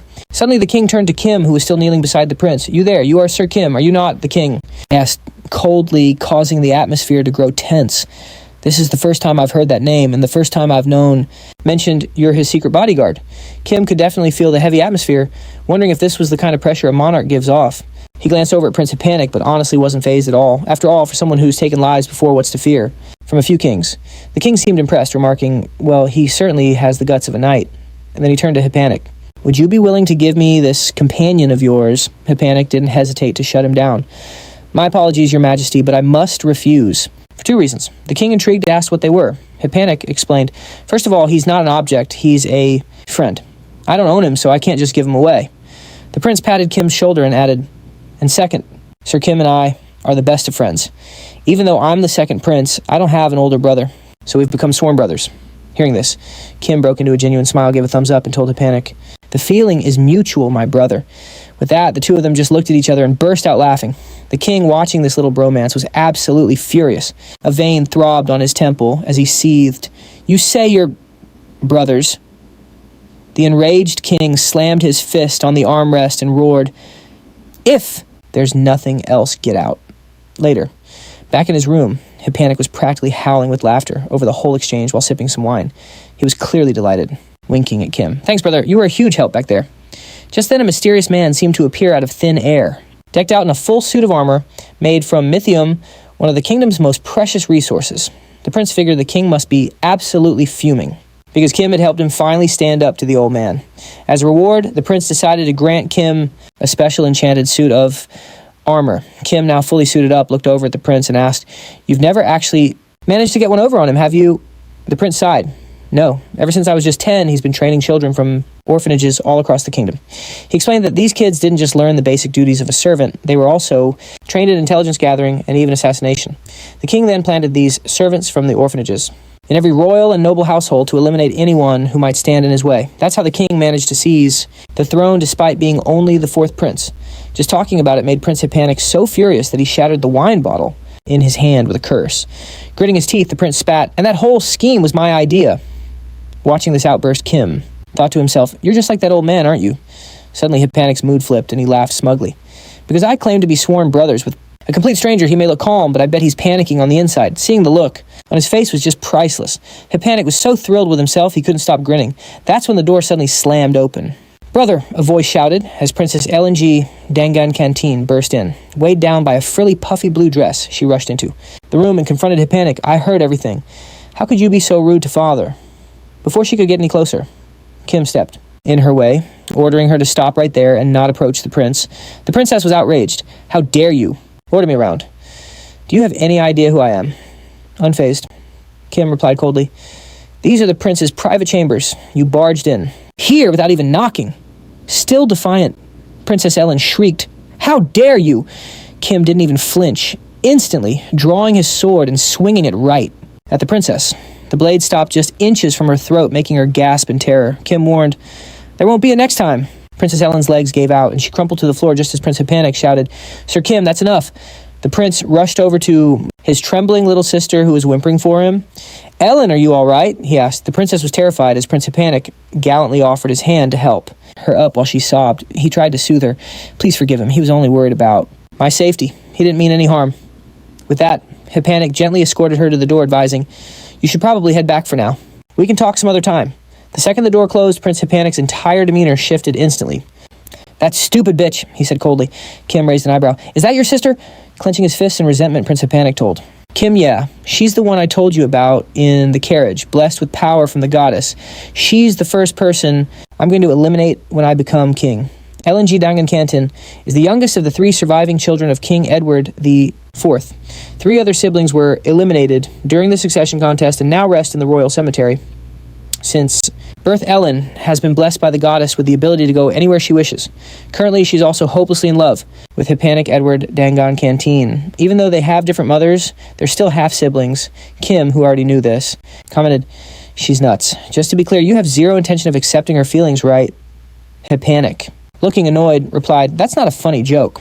He then repeated, "Like I told you, the second queen was poison, and the one who pulled the strings.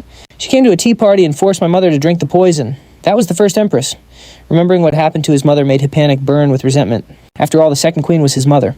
The prince continued his explanation, "And Elian is the daughter of that first empress. Now, you see, he'd been favored ever since his mother passed away."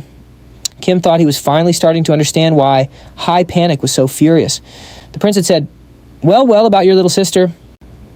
She was born from your mother's death." But then a strange thought struck him, and he asked, "Hold on, if the king didn't kill the second queen, then why do you despise him so much?" High Panic explained that it all had to do with the first prince. However, High Panic wouldn't elaborate, saying he couldn't speak of the first prince unless the man himself was present or had given his express permission. Kim wondered aloud, why all the secrecy? High Panic explained to him that his hands were tied. He'd sworn an oath to the goddess.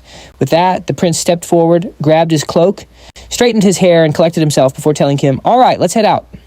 As the 2 cousins walked through the doorway, Kim couldn't help but wonder, "Aren't you going to do something about the failed assassination attempt?" And High Panic simply replied, "They say the gods become furious if a son is murdered in his own home. That's why that old man has tried to bait me out of the palace so many times, but I've completed my coming-of-age ceremony, which means I'm officially qualified to be the next king." High Panic declared triumphantly, "He can't just order me out whenever he pleases anymore." He then turned to fill Kim in. "This kingdom is crawling with that old man's supporters. Our first priority has to be dealing with that, like getting the prime minister on our side, since he controls all the finances." Lost in thought as he glanced at Kim, the prince bumped squarely into someone and tumbled to the ground. It stung a little. The prince touched his cheek and snapped, "What is this? I don't care who you are, you will be punished. How dare you stand in a prince's way?" Then a High Panic looked up. The person standing over him was none other than his own older brother. The warrior was offering a hand to help him up, asking gently, "Are you all right, little brother?" The king, watching from afar, muttered to himself, "Brothers." He sneered silently, scoffing. How surprising. After all, he was the one who had slaughtered all of his own brothers to claim the throne. And to the king, those blood brothers had been nothing more than stepping stones. But for High Panic to have a sworn brother, he felt it was a personal insult. His plan had succeeded, but it also created a bad precedent. However, if a better precedent could be established, this whole problem would be solved.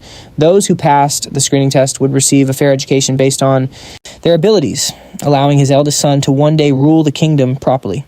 His second son was meant to stand in the shadows and eliminate any obstacles in his older brother's path. His eldest daughter was brilliant and beautiful, so he planned to use her for a political marriage.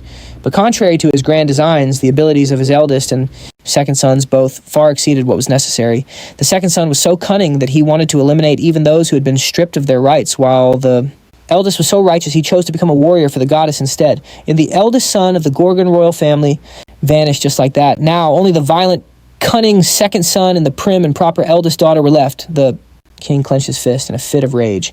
He would sooner let his eldest daughter rule than that conniving son of his, who was just like a snake.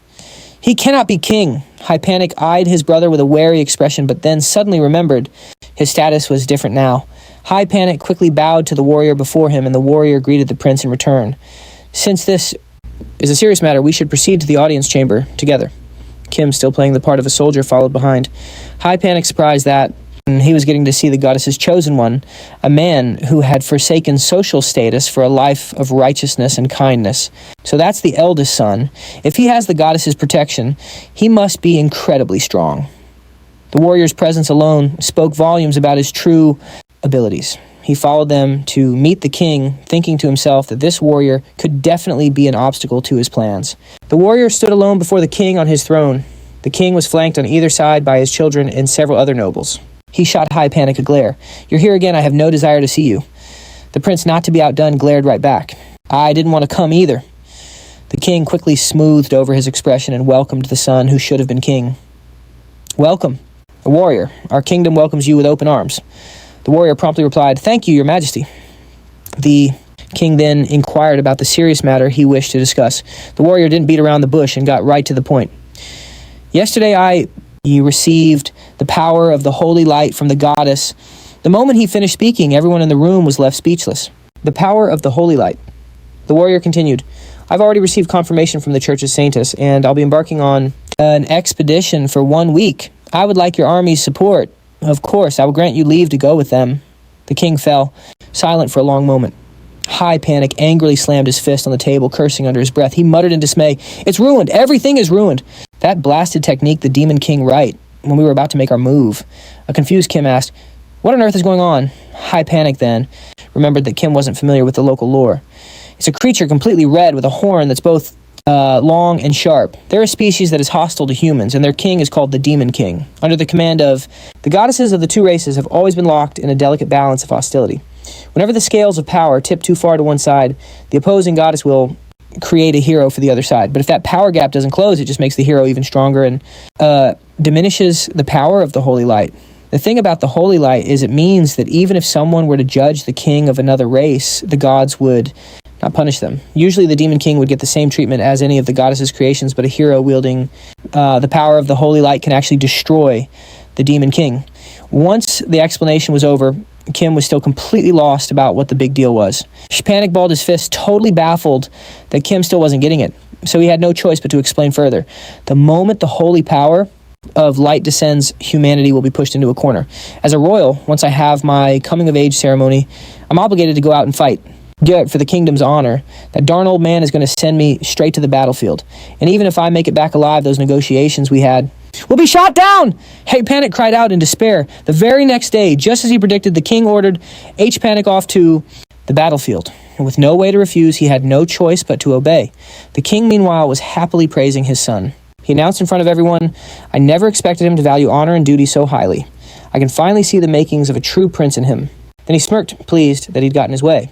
A carriage was waiting, specially reserved for the second prince and Kim. The princess watched from a high balcony, looking down as her brother prepared to leave. Ellen sadly wiped her tears, praying for her brother's safe return. H Panic, on the other hand, felt a sudden chill, wondering if someone was putting a curse on him. He awkwardly invited Kim into the carriage, and with that, they departed from the royal palace. The prince's carriage, escorted by soldiers, quickly sped down the road. Inside, Kim mentioned how surprised he was that H Panic had been so obedient to the king. Panic crossed his arms, annoyed. "What choice did I have? I'll just have to go out there, do something amazing, and come back to deal with that old coot. What's it like outside?"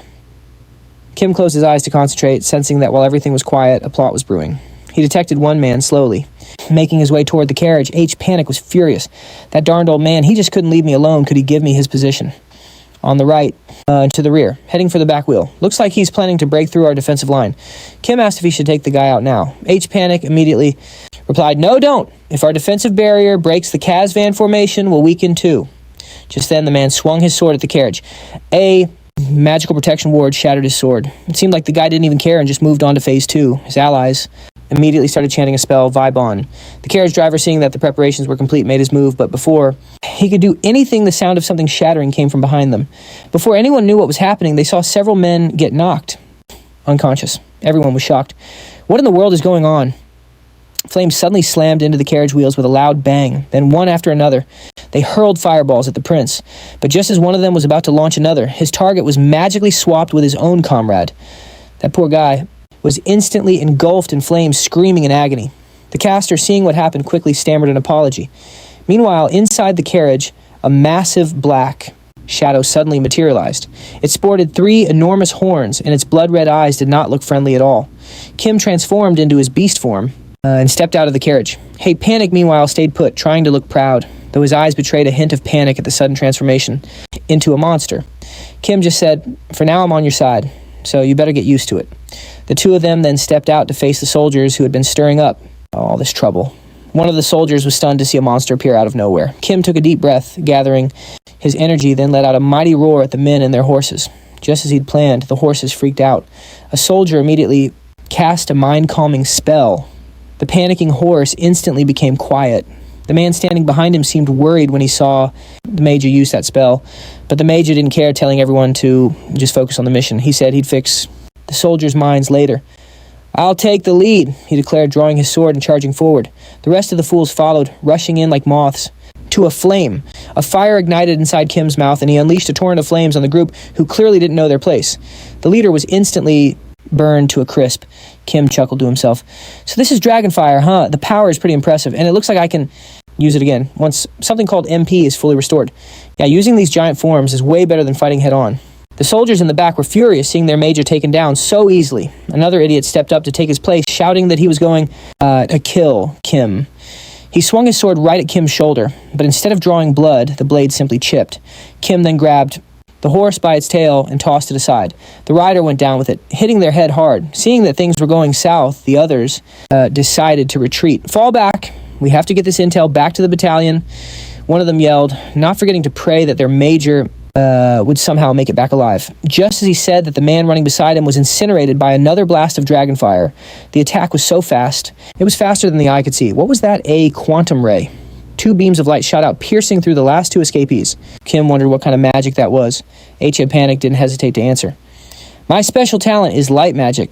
I was born with a gift for holy light magic, which is pretty unexpected for someone born in darkness. Magic. Even a Panic had to agree with that." After a long journey, the 2 of them stopped at a sizable inn. The second.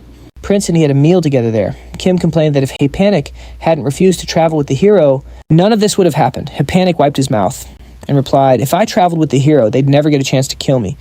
Their master must have planned it that way. We still have a little time before we meet up with the others."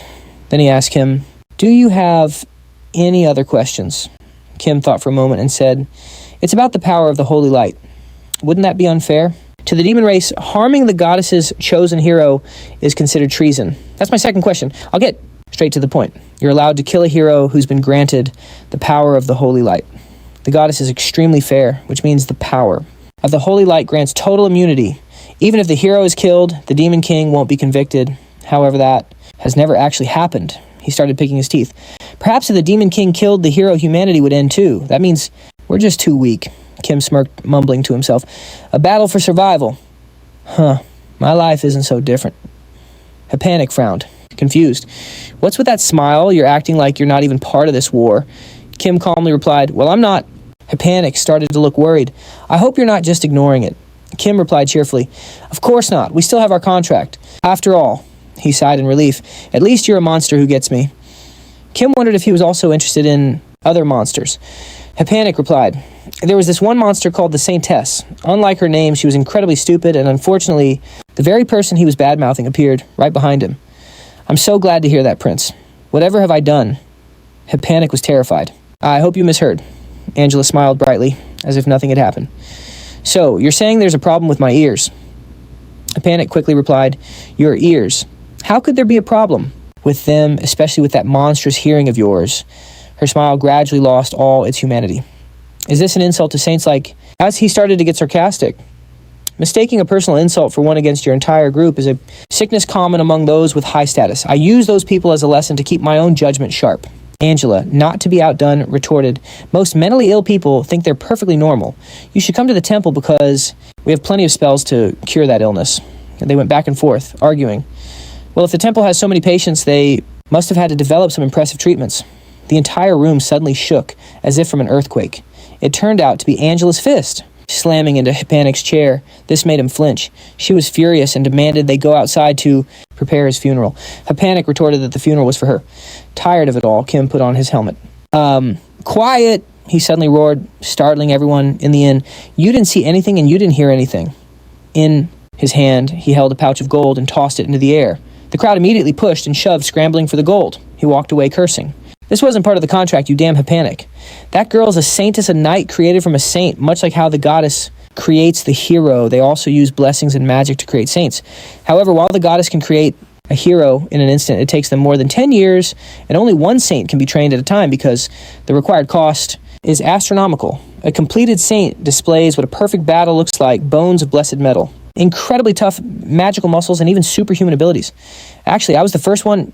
Panic angrily clenched his fists. When he was 6 years old, he had discovered her talent and wanted to turn her into an SS rank. But the priests found her first and whisked her away to the church. But now he looked at Angela with fear, no longer sure if he could defeat his opponent anymore. Kim left the tavern to find the two of them. As he was walking, he heard the sounds of a fight nearby. Kim slowly approached and just stood there watching for a few seconds. Then he asked, "Are you two done fighting yet?" Panic said not yet, and neither was Angela. He didn't seem to care and just said that the hero was about to arrive, so they should wrap it up. Seeing this, she knew to step aside. As Kim turned to leave, Panic gritted his teeth in anger. "That witch, next time I'll..." Before he could finish, an annoyed Kim grabbed him. Before he could react, his throat was caught in Kim's tight grip. Kim warned him angrily, "I don't have a problem with the position of a guardian knight, but I don't recall signing up to be a babysitter. Don't make more work for me." His eyes showed he wasn't joking in the slightest. After that, Kim turned and left. Panic was in pain, but could do nothing but take it. Don't make assumptions when you don't know anything. Kim, Panic, and a few others were standing on the street. Just then, a young blonde-haired hero was approaching. The hero was surprisingly very ordinary. He didn't fly in, nor did he ride a horned white horse. Outwardly, he looked like a knight in plain clothes. As soon as he arrived, he rushed to greet everyone. The hero also gave a special greeting to the saintess, Angela, who was standing behind them, and she simply bowed her head in response. The hero placed a hand on his chest, bowed his head, and then, turning to Panic, he saw this wasn't their first encounter. The warrior was also genuinely happy to see that Panic was safe and sound. Panic greeted the warrior, mentioning that while there were a few bumps on the road here, it was nothing they couldn't handle. The warrior then turned his attention to Kim. He'd seen Kim once before at the royal palace, but this was their first formal introduction. The two shared a warm handshake, and Kim made sure to introduce himself properly. Just then, Kim noticed the annoyed, pouting expression on Panic's face behind him. He just couldn't figure this guy out. He wasn't a 2-year-old, so why was he acting so childish? Unlike Panic, the warrior grasped the gravity of their situation. The holy maiden hadn't yet recovered. The power of holy light, which meant the demon king would be more powerful than ever. The warrior knew he couldn't perfectly protect everyone in the heat of battle. Still, he had to ask if they were all prepared to join him on this journey. But no matter the risks, everyone was resolved to fight together. Suddenly, the warrior looked to Kim for his thoughts. Surely he'd be on board being the prince's royal guard and all. The warrior then thrust his sword straight into the ground. He declared, "Right here, right now, I am officially forming the Demon King Subjugation Squad." But just then, from a high platform behind them, a shadowy figure called out with a challenging tone, "I've been waiting to hear those words." Half of Francis' face was cloaked in shadow as he smiled, bearing a set of sharp teeth. Hearing the voice, the warrior whipped his head around, not expecting to see a demon, right in the middle of the street. Francis stood smugly atop the bell tower, mocking the humans for declaring war on demons, while standing on demon territory. Then he spread his arms wide, his voice booming like a great bronze bell. "What's coming for you is nothing less than war." That voice, those words, felt like knives scraping against their eardrums, causing the townspeople in the street unbearable pain. The warrior felt the effects too, but he pushed it aside. All he cared about was that this demon was hurting innocent people. Francis, the Lord of Pride, showed nothing but contempt. He had stated from the beginning that this was no place for humans. This village was demon territory. Only then did the group realize they were completely surrounded by demonic beasts. They were hemmed in by thousands of them. It seemed the townspeople they saw earlier weren't human at all, but demons who had pledged their loyalty to the Demon King. The situation became critical in an instant. They formed a circle, standing back to back to guard every direction. The warrior's hatred for Francis intensified, wishing he could slice him into 1,000, no 10,000 pieces. Kim and his friends found themselves facing a pack of werewolves, a type of low-level demon that multiplies by corrupting humans. And once a human is turned into a werewolf, they can never go back. They simply become puppets for the demons to control. Francis watched from his perch. He knew full well the werewolves stood no chance against this group, so he had another plan up his sleeve. The first to be targeted was Panic. In a tight spot, Panic leaped backward and then landed a finishing blow on his attacker. Panic wielded the power of light, and he used it to its fullest, even using his shield as a weapon. All of this was being meticulously recorded by Francis. Next, he sicked the werewolves on Angela. Although the Holy Maiden hadn't recovered her powers, she still had plenty of support spells. A werewolf, seeing an opening while she was distracted, opened its maw and charged her from behind. As it turns out, Angela wasn't the least bit afraid. A single punch was all it took to shut the monster up for good. They might have thought this was just a light warm-up, but the werewolves just kept meeting their maker at Angela's hands. The appearance and the actual performance of this Holy Maiden were truly worlds apart. After the Holy Maiden, the next target was the warrior. The moment his opponent got close, the warrior sent it straight to the underworld with one clean strike, a very classic fighting style. Just to be sure it had passed on peacefully, he gave it one more loving tap. From behind the warrior came the cry of a werewolf. This time it was a werewolf wearing what looked like a little girl's clothes. The warrior's blood began to boil. He didn't want to accept what he was thinking. Seeing innocent people transformed by the werewolf curse, he was at a loss. But even if he didn't, wanted he had to act because they could never be turned back into humans. After scribbling down notes for a while, Francis was quite pleased with his findings, but suddenly a chill shot down his spine. Francis counted again and again, but he realized one person was missing, and that person was about to send him to meet his maker. Despite being one of the 7 demon generals with death so close, he completely failed to sense the danger. In less than a second, Francis broke out in a cold sweat when he realized Kim had circled around behind him. He couldn't believe he'd been so careless as to let Kim get the drop on him.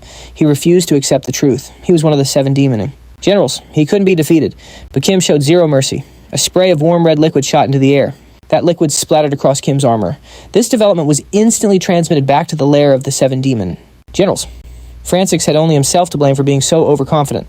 Underestimating his enemy led to a fatal mistake, and he paid for it with his life. While it wasn't a glorious end, at least the remaining 6 demon generals now knew that their new opponent was no ordinary foe.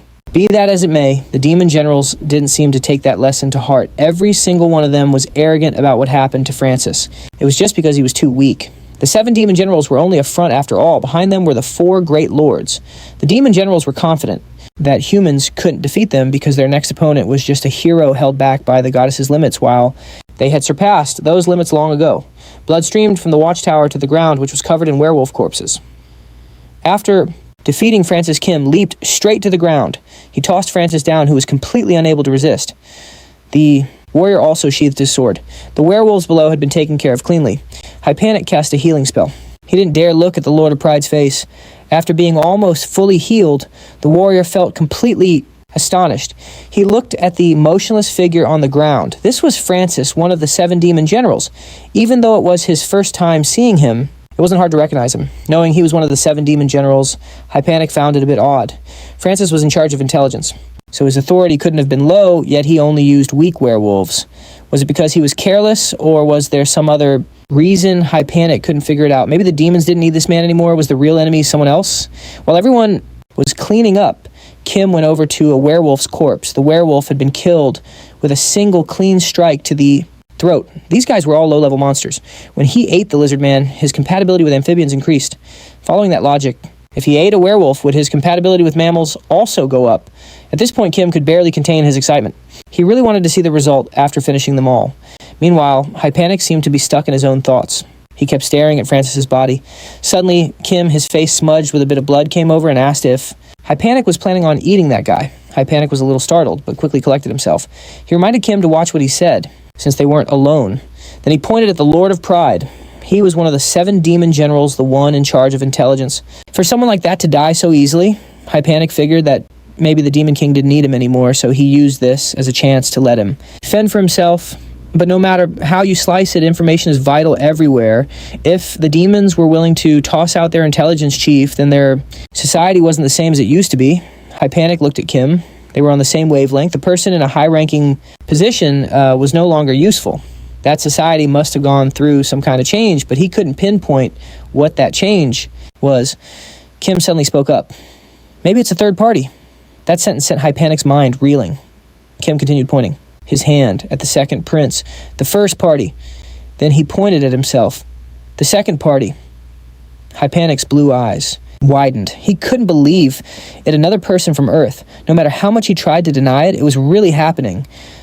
He glanced over at the warrior and the saintess. The 2 of them were busy with the cleanup. He hoped they couldn't hear their conversation. Turning back to the situation in the Demon Kingdom. If there really was a third person there, it might not be a bad thing. Hypanic forced a smile. If that was true, it would be a chance to take care of the warrior and the saintess. After finishing the cleanup, the group dug a deep pit and put the werewolf corpses inside. The warrior shoveled dirt, burying everything, including the useful information they had gathered that day. Afterward, they set up a large cross-shaped stone slab. The saintess knelt before the stone slab, praying for the werewolves to be with the Lord. Though their bodies were corrupted, their souls remained pure. A short while later, the group left the area and headed for the carriages. Hypanic felt lucky that they at least had carriages to travel in. The saintess hesitated for a moment. Even though they had carriages, who was going to drive them? There was no other choice. The driver had to be Hypanic. Kim only knew how to drive vehicles with engines. He opted to sit on the roof. The warrior's principle was to not be in control of anything, and the Saintess didn't know how to drive a carriage, so those two sat inside. Kim teased Hypanic. Even though he was a prince, he had to be a chauffeur for commoners. He just gave a wry smile. Driving a carriage was just like playing Dragon Quest to him. Kim didn't know what Hypanic had just referenced and was a bit curious. Hypanic acted surprised and then chided Kim for not knowing how to enjoy the finer things in life. As soon as he finished speaking, Kim immediately shot back that if stuff like that was considered enjoying life, he'd rather just be told to kill himself. Having been told off, Hypanic looked annoyed. Kim took off his helmet and realized Hypanic was speaking to him in Russian. He definitely had a reason for it and didn't want the two people inside the carriage to understand. Hypanic didn't even try to hide it. He said he knew how to deal with the warrior. Kim was pretty surprised and wanted to know the method right away. As someone who had experimented on many creatures, Kim knew perfectly well that dealing with a warrior was not a simple task at all, even if he had the ability to do so. He had a feeling something was off, ever since he saw the warrior back in the village. The way the warrior acted so decisively. Not using any skills and just a simple sword to handle the werewolves made it clear he was incredibly strong. To someone like him, who had many specialized abilities for specific situations, he was a tough opponent. But those two words, Panic's commentary snapped Kim out of his thoughts. Regarding the qualities of a warrior, only the most honest, upright, and kindest people are qualified to become one. But if they happen to lose those qualities, they get punished for it so badly that even Kim could take them on. Kim couldn't help but ask if Panic had a plan yet. Of course, the guy had no idea. He just wanted to let things play out naturally. As the two were chatting, the Saintess suddenly interrupted, since they were speaking Russian. She had no idea what they were saying. Panic angrily scolded her for interrupting their coded conversation. Angela forced a smile and called him out for not respecting a servant of the goddess. After a bit of bickering, the two started to argue. Kim, sitting there, felt completely helpless with these two childish people. He asked to change seats. After a while, seeing Kim enter the carriage, the warrior was a bit surprised. Inside, Kim sat down right across from him.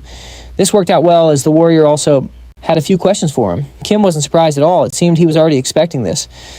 The warrior looked Kim straight in the eye. He wanted to know why Kim had become the prince's guard. Before answering Kim, wanted to know why the warrior was asking. The warrior's eyebrows furrowed slightly as he said he just wanted to better understand his younger brother's friend. But just then, a sharp pain shot through the warrior's chest. He had violated the rule against showing favoritism. Kim easily recognized the spasm of pain. He knew for sure this was the principle Panic had mentioned earlier. Kim looked at the warrior's pained expression. You wouldn't be hurting right now if you hadn't asked. But the warrior didn't think. So, to him, asking the question was worth the pain. The whole situation was truly absurd. One man was worried about his younger brother, while the other was trying his best to eliminate the older one. Kim almost couldn't stop himself from laughing. He quickly got a hold of himself. The relationship between him and the prince was purely contractual. He would protect the prince, and the prince would grant his wish. The warrior was quite surprised to hear this, as he had assumed they were close friends, but after Kim's words, he realized Kim was also after a reward for defeating the Demon King. The word reward was something Kim was hearing for the very first time. He was dying to know what that reward was. Just then, the group arrived at the city of Apollet, a fortress located on the edge of the kingdom. This place was only a few miles from the Demon Kingdom. After a long journey, the party decided to stop at a tavern. The warrior suggested everyone rest there for the night. Afterward, he excused himself to look around and see if anyone needed help. The Saintess also asked to head over to the temple to report her safe arrival. She hoped Kim would keep an eye on the prince and not let him do anything stupid. With both the warrior and the Saintess left, leaving Kim and Panic by themselves. Seeing they were alone, Kim immediately brought up the reward for defeating the Demon King to Panic. Panic was just as surprised as Kim had been. This was also the first time he had heard anything about the reward from the warrior. Kim learned that the warrior had received the goddess's blessing because she wanted the warrior to defeat the Demon King. If the warrior succeeded, the goddess would grant the wishes of all the participants. Panic slammed his beer mug on the table. Are you serious? Kim firmly insisted that it had to be true, because he had heard it with his own 2 ears. In an instant, Panic was ecstatic. He never imagined this gig would come with such a generous reward. Panic raised his beer mug to his lips again and chugged the whole thing. After finishing the beer, he felt his body become incredibly energized. He then burst out laughing, saying he was drunk. Panic and Kim sat in the tavern drinking beer and having dinner. As Panic was on his 3rd beer, he suddenly felt nauseous and his whole body felt off. Kim realized something was wrong with the food and beer and became extremely alarmed. Panic just assumed it was because he had drunk too much. Just then Panic collapsed onto the table, throwing up violently. The people around them also started showing the same symptoms. Then they gradually fell unconscious. It seemed everyone's food had been poisoned. H. Panic's face discolored, his veins bulged, and his fierce eyes looked terrifying. Out on the streets, the warrior was carrying a heavy barrel on his shoulder, helping a man down the road. When they arrived, the man bowed respectfully to thank him. He wondered how he could possibly repay the warrior. The warrior just smiled cheerfully, saying he was only doing his duty. The man continued to bow, showering the warrior with praise. He was truly a great hero, just like the rumor said. Suddenly, veins bulged on the man's face, just like H. Panic's back at the tavern. He cursed the warrior, calling him a damn moron. The warrior was utterly shocked. He quickly drew the weapon from his back and angrily demanded to know who the man in front of him truly was to say such things. The man's eyes widened as he broke into a terrifying grin. He told the warrior there was no need to be so surprised because he and his accomplices already knew everything about him. The warrior grew even more bewildered. This guy mentioned accomplices. Who else could there be? From behind, voices echoed as a group of people approached. The warrior sensed danger coming from all directions. As he raised his sword to defend himself, he knew exactly who was behind this, the Lord of Gluttony, Perus. Many people had been harmed, and the warrior immediately realized they were all being controlled by some kind of puppet technique. Paris actually complimented the warrior, impressed by how fast he pieced it together. His grand plan: he had released parasites into all the water sources in the residential area. The parasites would then invade and grow inside their hosts, controlling the minds of anyone who drank the contaminated water. These poor victims couldn't disobey a single word Perus said. He was controlling ordinary townspeople, which meant that if the warrior wanted to get to Perus, he would have to kill them. Doing so would force the warrior to break his personal code of never harming innocent victims. It was a truly cunning tactic on Perus's part. He had put the warrior in an impossible situation. The warrior was surprised this man understood his principles so well. He immediately thought he needed a better vantage point. Climbing onto a roof seemed like the best solution at the moment. The warrior looked up to the roof only to see the Saintess, Hapanic, and Kim already there. It turned out the Saintess and Hapanic had both fallen under the puppet spell. Hapanic sneered at the warrior, telling him he wouldn't be able to escape. If the warrior continued to ignore them, he would suffer the consequences. As Hapanic spoke, he raised his hand to launch an attack and take the warrior down. In that instant, Kim, who was standing beside Hapanic, immediately blocked him, striking Hapanic's hand hard. The warrior looked on confused about why Kim would hurt Hapanic. Kim was supposed to be his protector. Since he was still being controlled, Hapanic tried to attack the warrior again, but Kim quickly took him down once more. Paris was floored. He thought Kim was also under his control, but in reality, he was perfectly fine. After Hapanic, the Saintess was also swiftly subdued by Kim collapsing at his feet. Kim then slung both Hapanic and the Saintess over his shoulders, jumped down from the roof, and tossed them in opposite directions. This was the only way to prevent them from trying to commit suicide. Kim asked the warrior to watch Hapanic and the Saintess while he handled the rest. The group of controlled townsfolk approached Kim. Even though Kim had been lucky enough to avoid the parasites, he was still a knight and had to follow the principle of not harming the innocent. Even so, Kim paid no attention to these rules. He acted decisively. The warrior shouted, reminding Kim that the residents were all innocent people. The others chimed in with their agreement. They were only being controlled, and Kim had just injured a citizen. This was completely wrong. Kim didn't falter. He was confident that if everyone was under the puppet spell, it was actually better for him. No one would remember a thing, even if he killed them. Kim decided to use his troll muscles. The attack power was so immense, it seemed to shake the heavens and the earth, leaving Paris absolutely terrified. Kim was a true madman. How could a knight slaughter innocent people so mercilessly? Kim declared in a steely voice that Paris was the one spouting disgusting, hypocritical words, since he was the one who started all this. Paris realized the situation had turned against him. He earnestly promised to retreat back to the Demon Kingdom, just begging Kim to stop. Kim was determined to find Paris. He attacked, while simultaneously scanning for Paris's location. The closer he got, the more people got in his way. Kim found him. Paris was standing on the city wall high above everyone else. Knowing he'd been spotted, Paris quickly tried to flee. Unfortunately for him, he was a step too slow, and Kim swiftly caught up to him. Paris panicked, pleading for Kim not to come any closer. However, Kim was very interested in Paris. To him, Paris was a strange and potentially useful creature. None of the skills Paris possessed overlapped with Kim's, which was fascinating. Kim stuck out his tongue. Paris was about to become his next delicious meal. Paris couldn't believe this was happening to him. He had released parasites into the water. After all, no living creature can survive without it. Even though Kim wasn't infected, Paris had controlled his comrades. He thought his victory was 90% assured. And yet Kim dared to injure his own comrades and even slaughter his own people without a hint of hesitation. Does Kim truly have no emotions? Paris decided that since it had come to this, he would use his strongest level of control to crush whatever resistance Kim had left. With his plan made, the Lord of Gluttony actively leaped straight at Kim, landing right on his face as their eyes locked. Then he slowly crawled into Kim's mouth, catching him completely off guard. The Lord of Gluttony, Paris, seemed quite pleased with his witless plan. He personally entered the battle as a parasite inside Kim, aiming to control him from within. But he probably never expected what would happen next. Kim happened to have a digestive system that feared absolutely nothing. Before Paris could even finish carrying out his suicidal plan, which he thought was clever but was actually unbelievably stupid. The digestive fluids in Kim's system quickly dissolved him into dust. Kim was still stunned by the Lord of Gluttony's act of walking straight into his own doom. His move was so fast and dangerous that it didn't even give Kim a chance to properly taste the little snack that had just jumped into his mouth. My mouth has almost finished digesting it. It must be because he's so soft compared to the other parasites I've tasted. On Earth, he's probably the most unique of his kind. Since he can control humans, I must have acquired a new skill from him. Unable to contain his excitement, Kim was eager to test out his new skill. He brought his finger to his mouth and bit down hard, severing the tip and spitting it onto the ground. The wound instantly sealed itself shut thanks to his giant's regeneration skill, while the severed fingertip immediately morphed into a small, grotesque creature. This made Kim realize he could now detach and control parts of his body, though there were limits on size and duration. However, if he were to eat a collective of fused organisms, that would be a different story. He'd be able to level up this skill significantly. With that, the battle was over. Down below, people started to wake up looking at each other in confusion, wondering what had just happened, and if it was all really over. Meanwhile, back at the demon castle, they were in disbelief that Gluttony was dead. The elder demons completely lost it, descending into chaos.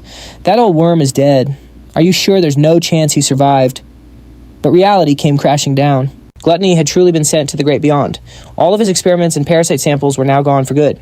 Gluttony was also considered a heavy hitter, not just because of his power, but because he was a prime candidate to become one of the 4 heavenly kings. That's why Lord Gluttony's death was causing such a stir among the demons. A purple demon with 2 little horns sprouting from his head couldn't help but ask, how did he die? Another demon with long horns explained, some maniac slaughtered the humans under his control while simultaneously hunting him down. It was that darned night with the prince. A worried red-haired female demon chimed in, with Gluttony gone besides the 4 heavenly kings, all we have left is Wrath. But the longhorn demon was confident. Kim is no match for Wrath. That guy specializes in crowd control, so he'll be much more effective against the allied human forces. After saying that, he turned to look for Wrath, only to realize the demon they were just talking about had already vanished.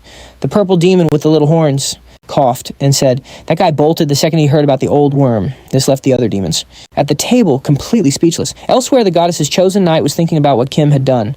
He concluded that in that situation, Kim's method was, without a doubt, the most effective, but Kim had still slaughtered innocent people who were being controlled. He couldn't shake the troubling thoughts from his head and hesitantly asked Kim, with your abilities, couldn't you have saved more people? Kim knew the knight was calling him cruel for slaughtering the human puppets. What are you talking about? The enemy was the one controlling them and killing them. He shot back, his expression turning cold. Hearing that detached reply, the knight couldn't believe this was the man guarding the prince. He suddenly felt that Kim was no different from the demons with an incredibly twisted way of thinking. This genuinely scared him. Just then, the prince suddenly slammed on the brakes, stammering in terror and getting their attention. Standing before them was a mountain that shouldn't have been there blocking the road. It turned out to be a demon carrying a spiky mountain on his back. He introduced himself as the Lord of Wrath, DGQs, and he was here to get revenge for his old friend, Lord Gluttony Pazos. As he spoke, he glared at the group with an unbelievably murderous look in his eyes. He stomped his giant foot, scaring the daylights out of the 2 young men. The prince's eyes went wide, and he started trembling like a leaf when he heard the name Lord of Wrath Dakus. Seeing this, Kim was certain the prince knew something about this creature. The prince explained that while he'd never faced it himself, he had read about it. Over 50 years ago, a giant monster attacked us. It carried demon warriors on its back, and they say its body was even bigger than a dragon. Kim was surprised. If it was twice the size of a dragon, it'd be about 100 feet long, but this thing looked even bigger than that. That made sense, the prince mused, since it had likely grown over the last 50 years, as reptiles often grow their whole lives. This left Kim feeling a bit overwhelmed. It was already the size of a mountain. Just how much bigger could it get? Before his brain could even process this new info, the demon's tail like a giant spiked mace came swinging. Right for them. The urgent danger made the Saintess furious with the 2 for so casually swapping intel. The priority right now was figuring out how to deal with this thing. Before she could even finish that thought, something came crashing through the trees to the right of the carriage. It was the demon's tail. Its massive body was surprisingly nimble. It spun around once to build momentum, aiming its mace-like tail right at their carriage. It was too fast and too powerful, leaving everyone frozen, unable to react. All they could do was watch in sheer terror. In the blink of an eye, the carriage was blown to bits with absolutely nothing left. The demon's tail had obliterated everything in the path of its mighty swing. A furious roar came from the Lord of Wrath as its mace-like tail slowly pulled back. Suddenly the ground exploded upwards as the 4 members of the punishment squad burst out. They were still alive, struggling to get to their feet. Dargoth roared, "You insects, are you the ones? You're the one who killed my comrade, aren't you?" Before the tiny insect could answer the Lord, Of Wrath had no interest in explanations. It didn't care who was responsible. Anything in its sight would be turned to gold. One day, it vowed it would have its revenge. With that, Dargoth resumed its assault, forcing the punishment squad to flee for their lives.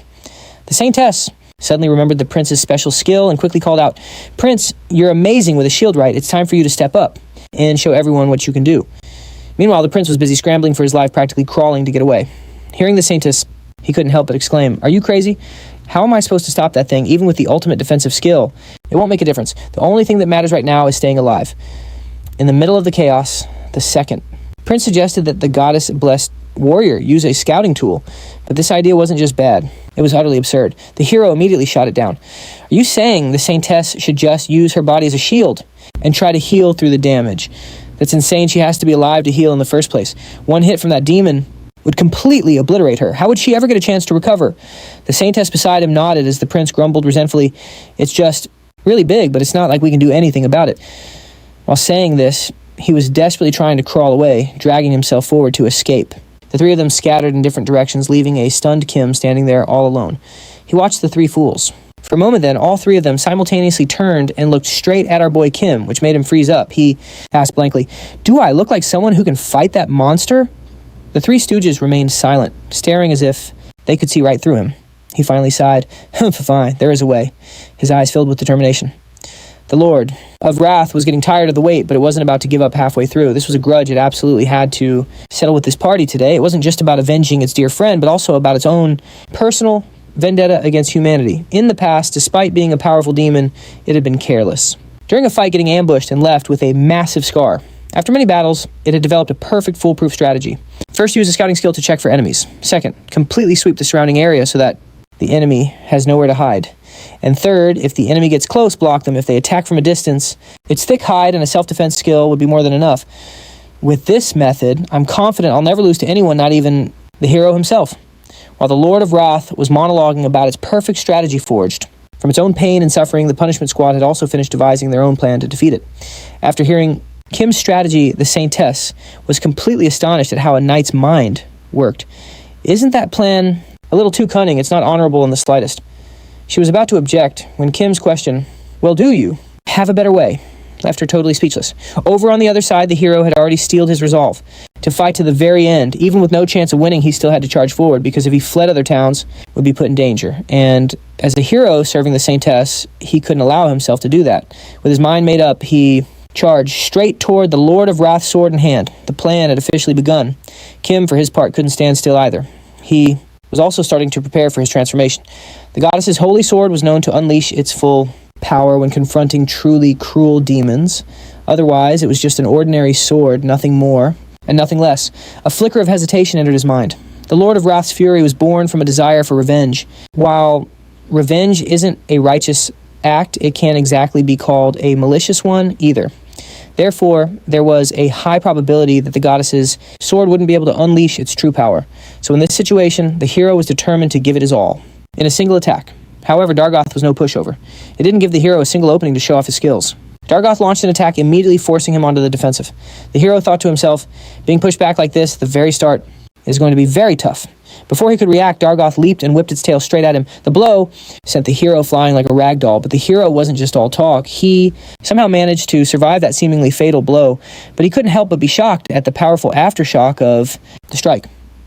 The resulting shockwave is this strong, seeing the hero looking exhausted after just one of its attacks. Dargoth was extremely pleased, taunting, "Is that all you've got? A hero who was defeated by Paz is hardly anything to worry about." "You're right, I don't even believe it myself," he panted back weakly. Seeing this, the demon grew even more confident in its own overwhelming physical strength. "Humph, you're at death's door and you're still trying to joke. Do you two want to beg for your lives, even if you did?" Before the G-Koth could even finish its gloating, the warrior shouted confidently, "This is all we need for the plan to be a perfect success." Flashing back to the team's meeting just 5 minutes earlier, Kim started to lay out his battle strategy. It was a literal underground plan to take down the G-Koth. The hero would act as a distraction up front while Kim would approach from below. He would aim for the scar on its underbelly. Because digging is going to make noise, it might notice me. That's why we need a decoy to draw its attention. I'll need 3 minutes 5 at the most to pull it off. After hearing the plan, the hero immediately agreed without a shred of doubt. This quick acceptance left Kim a little surprised, since the man believed him without a moment's hesitation. Kim couldn't help but ask, "Why do you trust me? What if I'm tricking you or lying?" The hero gave a good-natured smile and replied, "That's impossible. One of the hero's specialized skills is called lie detection." Kim smirked to himself. "True, I'm not lying, but in a country where skills are nullified, I could lie to the only hero here. Who knows, that might come in handy." Back in the present, just as the warrior finished speaking, Kim had already extended his claws, ready to teach the G-Koth a lesson from below. The combination of his super-strengthened demonic bodybuilder muscles and dragon claws seriously cut down the time he needed for his tunneling plan. A tunnel was quickly carved out, leading from the squad's starting point to right beneath the wrathful demon's scar with no visible opening. By the time the demon noticed anything, it was already too late. Ignoring its muttering about some kind of X-ray life detection, our boy Kim let his actions do the talking, landing a solid punch to its jaw. "Do you really need me to spell it out for you?" As he spoke, he had gotten right up in its face. His entire arm had now transformed into that of a dragon, so no matter how thick its hide was, the dragon claws could easily tear it to shreds. The G-Koth screamed in terror, "No, I can't let it hurt me again. I can't die by his hand." While it was panicking, Kim steeled himself and stabbed straight into its scar, tearing a hole before climbing inside as blood gushed everywhere. It shrieked in agony as Kim stepped into the turtle demon's body and declared a brilliant success. However, the space inside was too vast for him to just wander around, so Kim immediately summoned the parasites from his gluttony skill, letting them spread throughout the turtle demon's body. A moment later, they sent back intel from all of its vital parts, the heart, lungs, blood vessels, and brain. The skill of these parasitic critters is really handy, Kim mused. But among the data sent back, there was one very strange piece of information that made him pause for a second. It mentioned that a friend was inside. After thinking for a moment, Kim put two and two together and chuckled. Getting killed by your own friend's skill. Talk about a frenemy situation. Suddenly a signal, stronger than all the others, caught Kim's attention. It was coming from the stomach area. Kim made his way over, formed his dragon hand, and began digging through the utterly disgusting layers of flesh and blood, which made him grimace in disgust. After powering through the monster's horrific stench, Kim managed to carve out a large hole and discovered a whole delicious-looking buffet inside. Kim eyed it all joyfully. His hunger peaked. This meant he had another chance to use his overpowered gluttony skill. Outside, the turtle monster was still screaming in pain, sweating so much it looked like it had been drenched in water. Tears and snot streamed down its face as it desperately begged for its life. My belly, it feels like it's on fire. I was wrong. Please spare me." The other three looked on in utter astonishment, unable to believe what was happening right before their eyes. The Saintess, standing with them, squeezed her eyes shut, not daring to watch the gruesome scene. The second prince also started to feel a pang of pity for the monster when he saw its eyes roll back as it struggled to get its final words out. For humanity?" And just like that, the Lord of Wrath, the G-Koth, had been logged out of the server for good. It crashed to the ground, creating an earthquake that shook the entire area as it fell unconscious. Suddenly, its eye twitched for a moment and then exploded. Kim leaped out from the opening.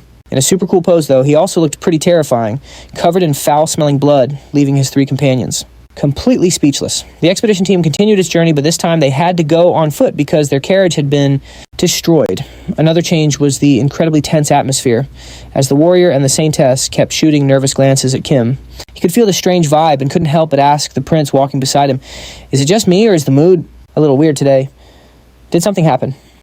The prince, looking a bit shy, replied, "Well, you look really scary. Not that I really mind," but his expression told a different story. Meanwhile, the clueless Kim still didn't get what the big deal was. As far as he was concerned, their feelings weren't really his problem, as if it had nothing to do with him. The most important thing was still the new meal he'd just acquired, although what he ate this time wasn't as valuable. As the giant dinosaur, the muscles were a similar size. Still, the troll demon's muscles were stronger. As for the G-Koths, the result was the dragon skin he acquired definitely beefed up his own defenses, but the other rewards were the real prize. In fact, he got way more than he bargained for. First up were the lungs from that giant dinosaur. To power a body that huge, its lungs had evolved into a powerful set of muscles that could pull in a massive amount of oxygen. A deeper inhale meant a more powerful exhale, which would make his dragon's breath attack even more devastating. Second on the list were the blood vessels. The bigger the body, the harder the heart has to work to pump blood everywhere. The arteries and veins were packed densely around organs like the heart. Because of this, even if his heart gets destroyed, his blood can keep on circulating. But the biggest prize of all was the very thing he'd spent all that time digging for. After eating it, he could finally fly. Kim couldn't help but smile with satisfaction. The scene then cuts to the Demon Castle, where the usual demonic council is in session. Except from now on, they'd be one chair short, as the Lord of Wrath had been permanently removed from the game. The demon of lust, Julius, was visibly annoyed that only the 4 heavenly kings were left. Pisano just smirked and commented, "Well, that's how it ended." "That's right." Julius immediately shot back, his eyes suddenly glinting with amusement. It seemed everything was unfolding just as the Demon King had planned. Moving on, the demons started discussing their next move. It was pretty clear the heroes were gearing up to attack the Demon King's castle. They'd already been destroying villages, so the demons needed to stop them at the source before the heroes could cause any more trouble. Their plan involved using some old relics as a diversion, which would be enough to handle the heroes for now. The heroes would mistakenly think they had wiped out the Demon King's main forces, which would give the demons a significant advantage. With that settled, it was time for humanity's turn to be annihilated. This was shaping up to be a brutal war. For humanity to win, all they had to do was behead the Demon King. On the other hand, the demon race either had to wipe humanity out completely or force them to surrender. The biggest thorn in their side was, of course, the hero. As long as the hero is around, humanity will never give up. Not to mention, heroes are the strongest fighters out there, and they're protected by the goddess. Ultimately, for the demon race to win, they had no choice but to eradicate all of humanity. If that was the case, they figured it would be better to make humanity fall sooner rather than later, instead of waiting for the Demon King to take care of the hero. The demon of lust, Julius repeated their Demon King's words with a sly, wicked tone. Suddenly, he and his comrades all stood up, clasped their hands, and chanted absolute loyalty to our king, absolute respect for the king from another. Whirled far in the distance, sitting on the highest throne, was a figure that looked nothing like the other demons, but it was too hazy to see their face clearly. Could this mean Kim and the prince were right? Is there a third person from the human world involved? Meanwhile, the hero's party was following the tracks left by the creature from before. Kim could tell, just from a glance, that it had been running in a panic. All of a sudden, they found themselves surrounded by a horde of monsters armed to the teeth and sneering at them. They quickly formed a defensive circle as soon as they realized they were trapped. The warrior recognized them instantly. They were soldiers from the demon army. In that same moment, two of them charged right at Kim, aiming to kill.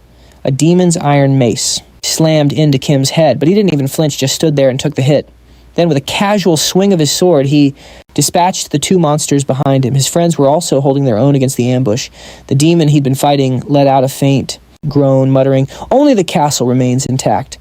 Through the slit in the demon's helmet, Kim noticed something interesting on its body. A scroll had fallen from its tunic and was resting on its chest. After finishing off the rest of the demons, Kim picked up the scroll. They found a safe spot and all gathered around to examine it. Kim realized it was a map of the Demon Kingdom. The warrior stroked his chin, impressed by the demon's cartography skills, while High Panic picked up a stick to use as a pointer. "There's something else important here," he said. "Everyone look. All the monster troop routes are heading toward the main road and converging at a single point, and this white dot here seems to connect to all the battlefields." The Saintess figured the map was used to coordinate some kind of support network. The warrior immediately jumped to his feet. "We have the map. Let's go defeat the Demon King now." But High Panic quickly stopped him, frowning in concentration. He pointed to a spot on the map that looked out of place. A village. Located in this mountain range, it has no strategic value and it's not connected to the main route. It's a dead end. The Saintess asked, "So you think it's an important base for the Demon King's army?" High Panic suggested they go and check it out.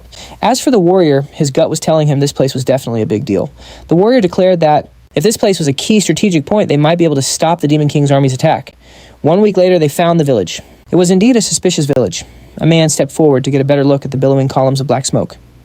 "This is the place," another man confirmed, standing on a nearby cliff.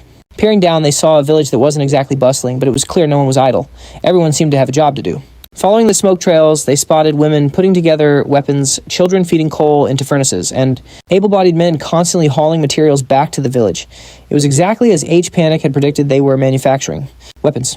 Witnessing this glimpse into the everyday lives of the Demon King's subjects, the warrior's initial zeal evaporated, replaced by a look of pure dismay. Unfazed, H. Panic drew his sword. "Why the hesitation? After all, we came to this village with a clear objective, which is to wipe this place off the map." The warrior, furious, grabbed H. Panic's shoulder to stop him, demanding to know if he was really going to kill innocent people. H. Panic simply turned and stated, "No one here is innocent." The warrior was confused for a second. H. Panic clarified that since everyone in the village was involved in making weapons, they were all technically weaponsmiths. The warrior yelled in disbelief, "What are you even thinking, Saab?" Just then, the warrior's old wound flared up and he collapsed to his knees, his face suddenly pale. H. Panic, completely unconcerned, went on, "Have you forgotten the code of a hero?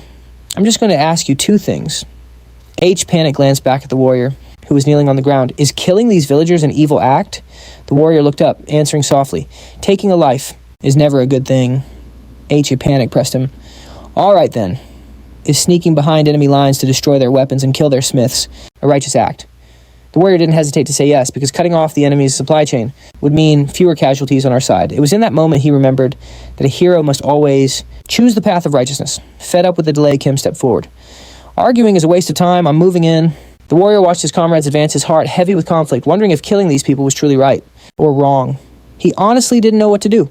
A moment later, a spray of blood hit Kim's helmet. He asked, "Is that the last of them?" Then, looking tired, Kim took off his helmet. "Just leave this to me."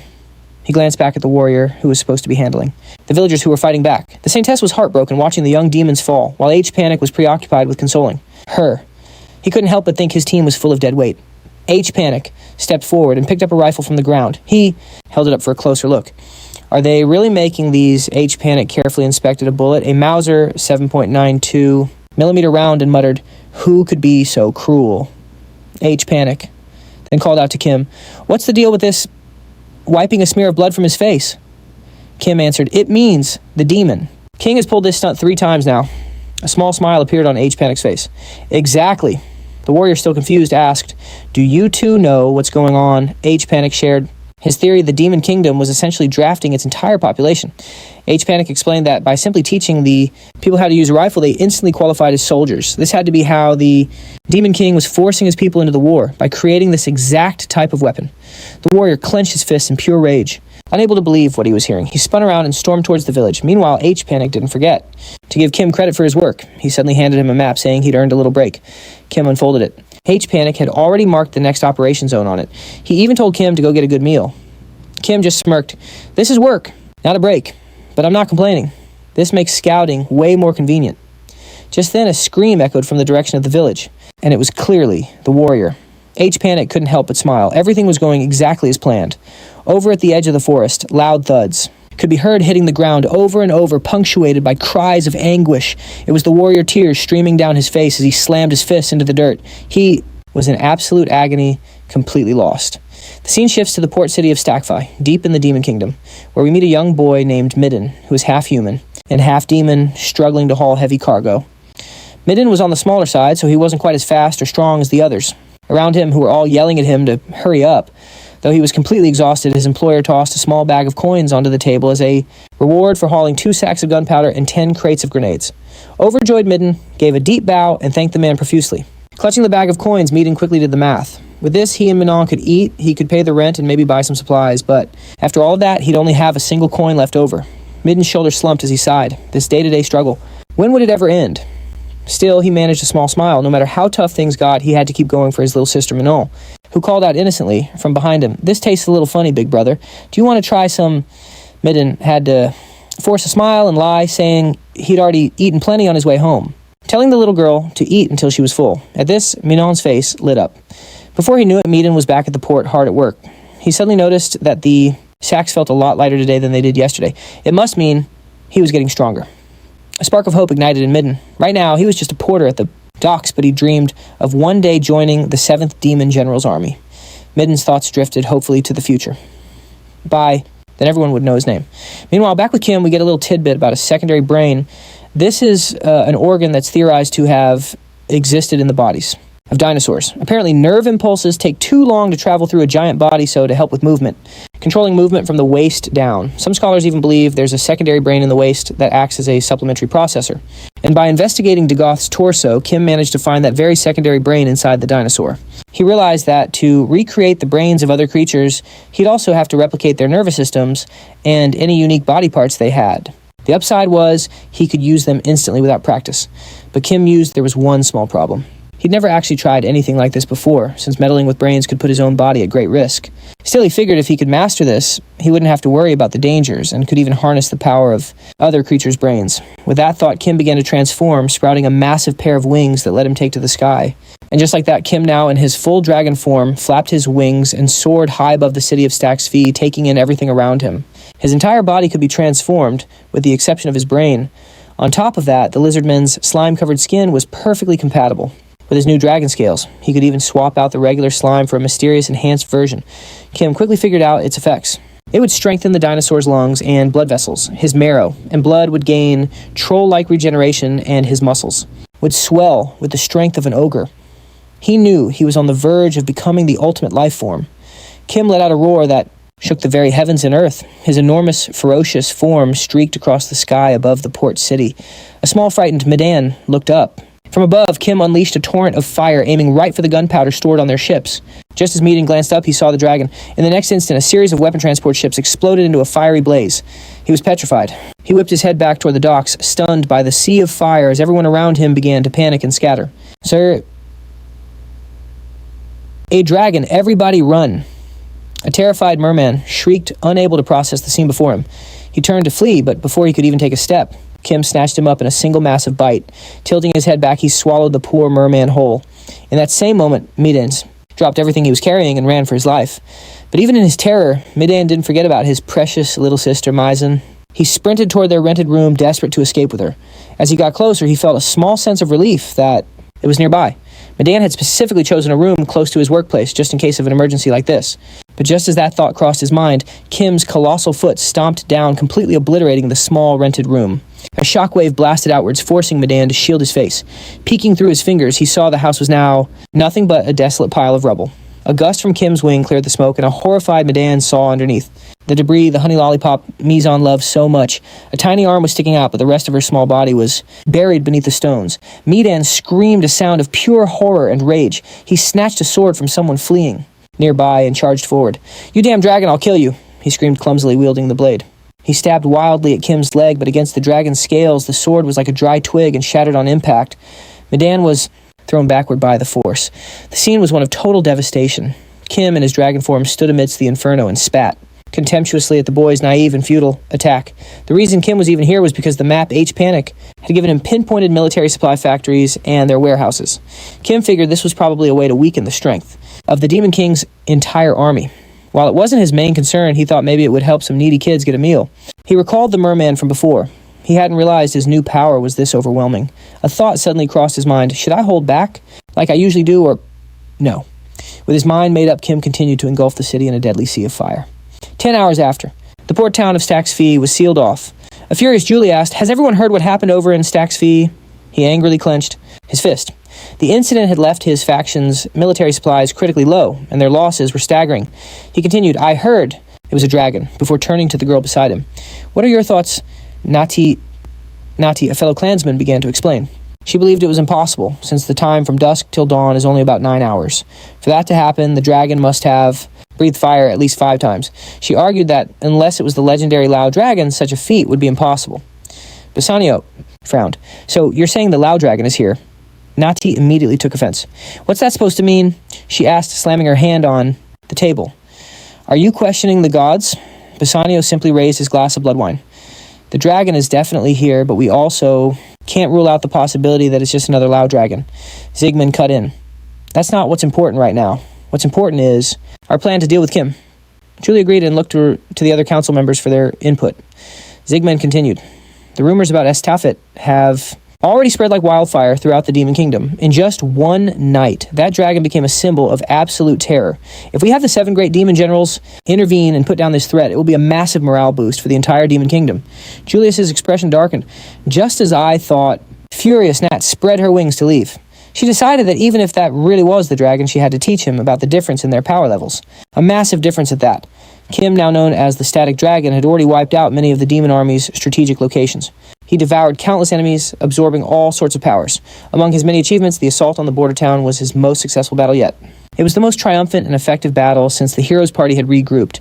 Entire demon races, like the fish demon and insect demon tribes, were completely annihilated. And although Kim had gained a lot more power, it still wasn't quite enough. Even when he optimized the abilities he absorbed, he found that even highly adaptable creatures could only meet his absolute lowest standards. But thanks to this process, Kim was beginning to understand his own abilities better. If he kept developing like this, his goal would be within reach. He would become the apex of all living things. Kim was currently flying toward another vulnerable town.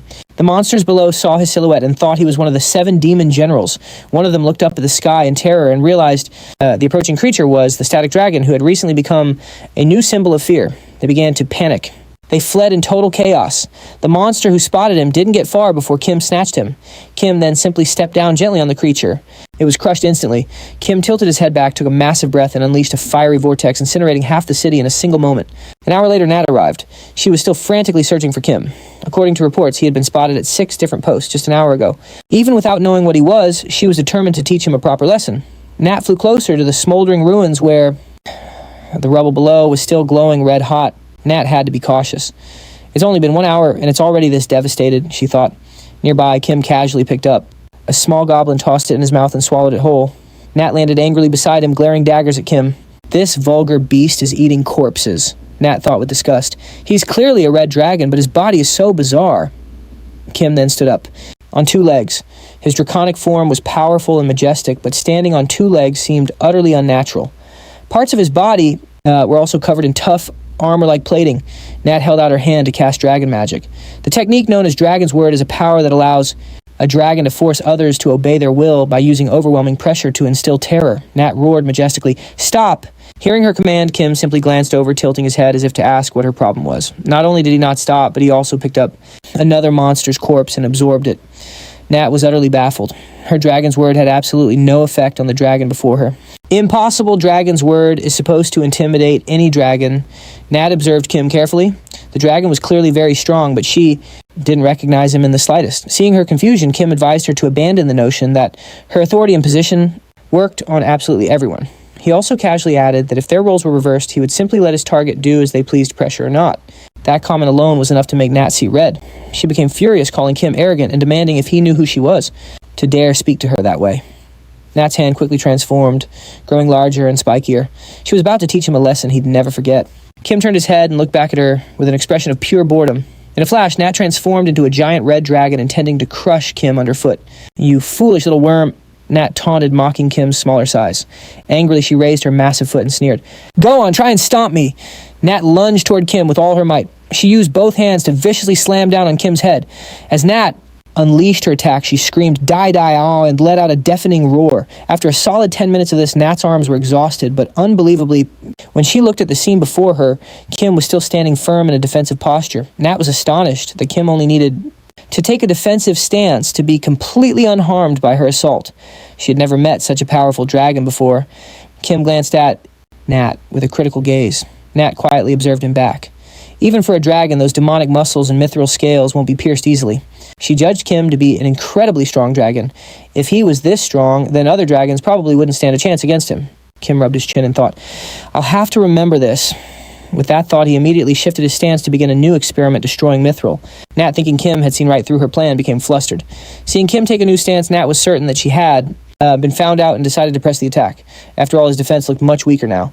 She blocked one of Kim's arms with one hand and immediately used her tail to tightly bind his other one. She quickly brought her free hand up to forcefully grip his head. Nat then opened her jaws wide and lunged, taking a painful bite out of Kim's shoulder. Nat leaned back, tearing off a chunk of flesh. She then conveniently kicked Kim, sending him flying backward.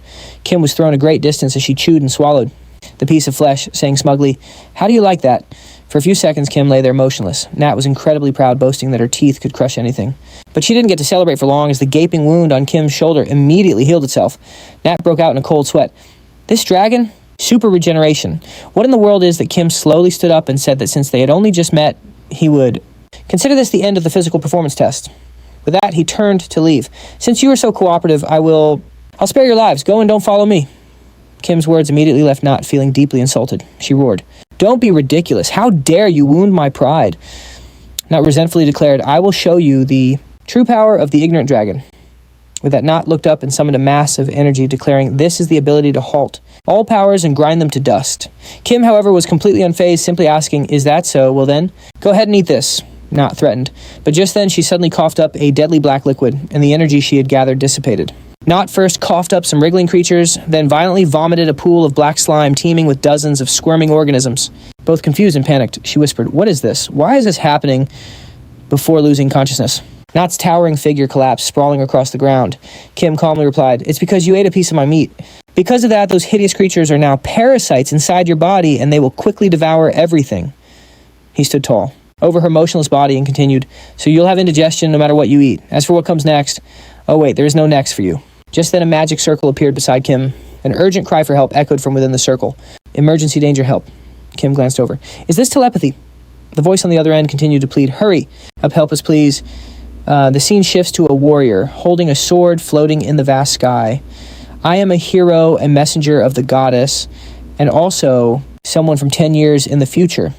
This warrior fought bravely against monsters. Many years from now, humanity and the demon race will join forces to fight the monsters that want to destroy this world. Looking at the defeated monsters, the warrior continued his internal monologue. In the future, the Demon King, the 7 great demon generals, and the 4 heavenly kings all fall to the monsters. Even I was killed by them. The warrior fought on bravely with his sword, making a silent resolve. That is why I, having returned from the future, must hurry to the great forest and eliminate the slime that will evolve into the monster of destruction.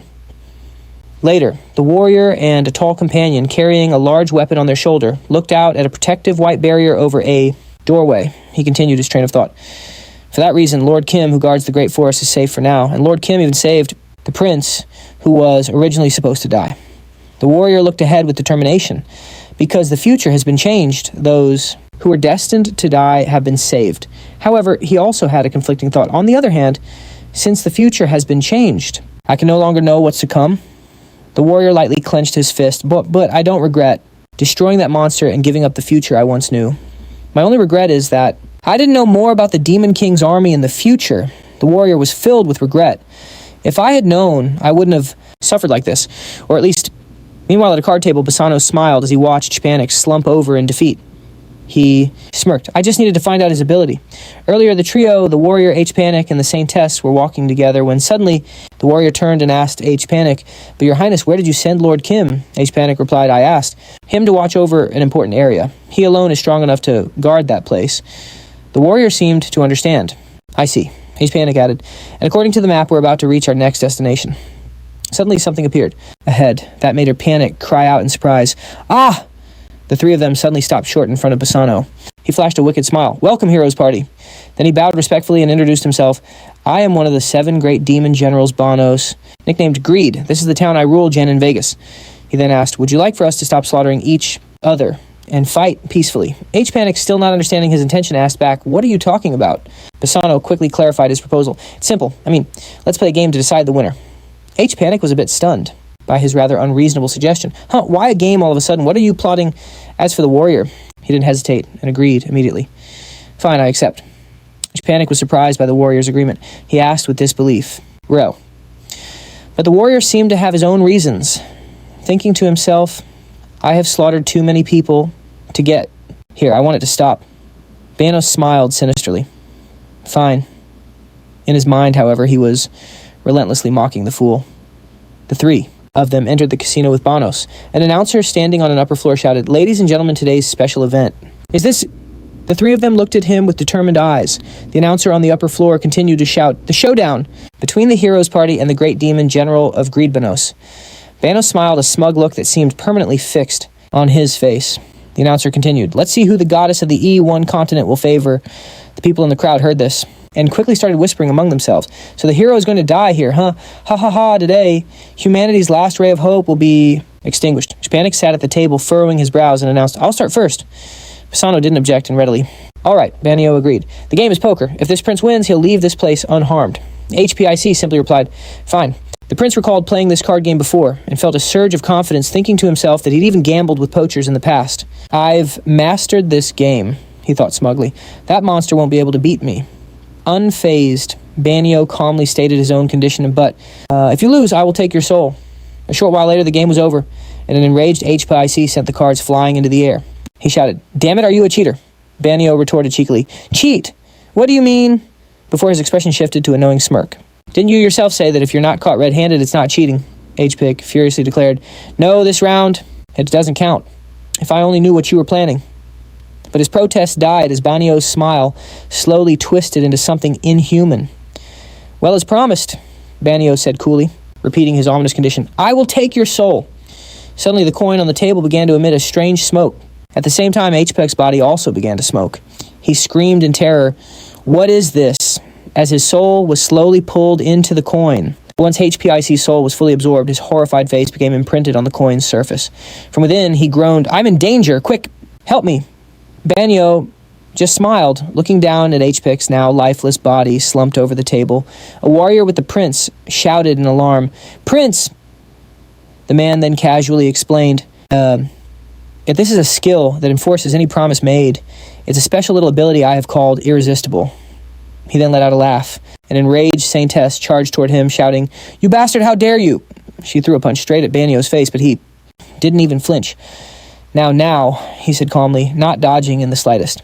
The Saintess stared in shock, her powerful punch having had no effect on him. Banio smiled and explained, I'm afraid fighting is not allowed here. You see, I have a second special skill called Absolute. Peace Zone. The Saintess could only snort in fury, while Banio secretly gloated to himself, as long as I have these two skills, no one can possibly beat me at this game.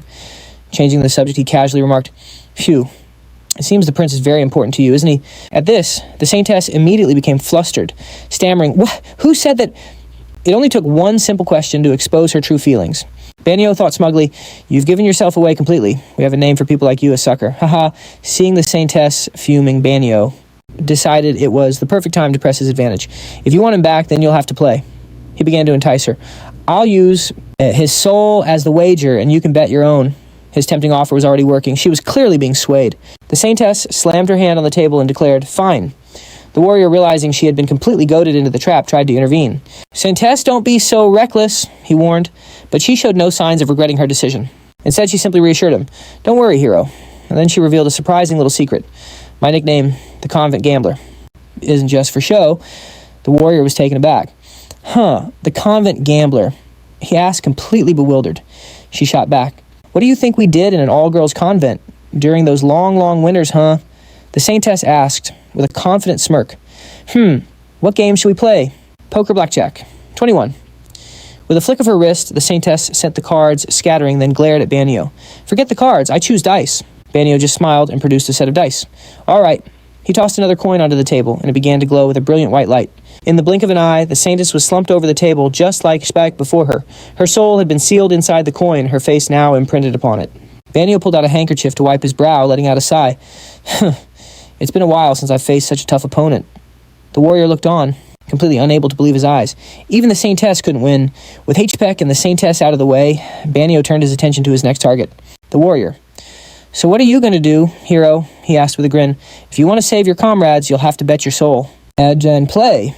Banio then let out a booming laugh. The warrior hesitated, his mind racing. I've never gambled in my entire life. Is there any way I can possibly win this?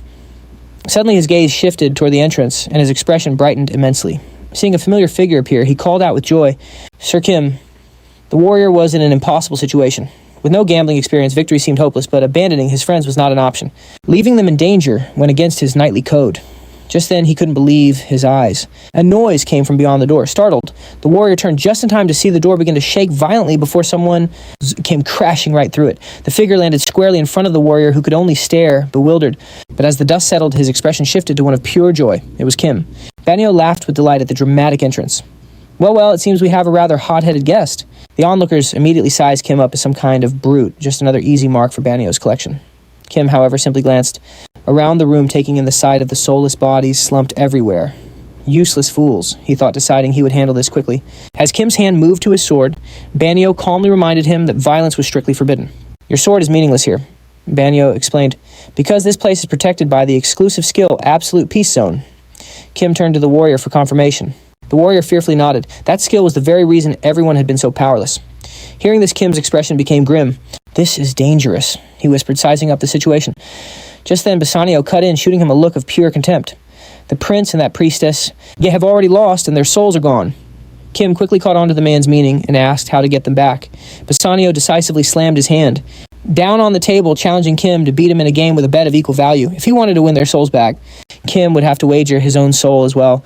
Kim confirmed this just to be sure, his tone remarkably calm. He accepted on the spot, kicking the man's arm away to make space and taking a seat. Kim boldly put his own soul on the line, and also the warrior's soul. Hearing this, the warrior was floored, but Bassanio looked incredibly intrigued. The whole room erupted into roaring cheers. The warrior frantically turned to Kim, asking what on earth he was doing. Kim calmly explained that since their side took 2 souls, they had to match the stakes. Bassanio let out a hearty laugh, completely agreeing with Kim. Now this one's smart, Kim reassured the warrior. Don't worry, I'll win this no problem. Those were the same famous last words Prince Edwin had uttered in his overconfidence. Kim glanced at the warrior and said sternly, In any case, I'm a better gambler than you. All the warrior could do was close his eyes, accept his fate, and trust Kim. Then he turned to Bassanio and asked if they had a deal. Satisfied, Bassanio asked what game he wanted to play. Kim clenched his fist, raised it, and shouted, This game, Bassanio must have thought it was rock, paper, scissors. Kim even said rock before swinging that fist and punching the Lord of Greed right in the face. That one powerful punch from Kim sent him flying to the ground.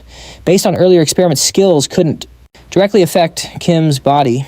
In other words, he was immune to direct targeting skills, but he could still be hurt on the spot if hit by something like a thrown fireball, much like how a werewolf takes damage from accelerated arrows, except a werewolf basically aims the arrows at itself.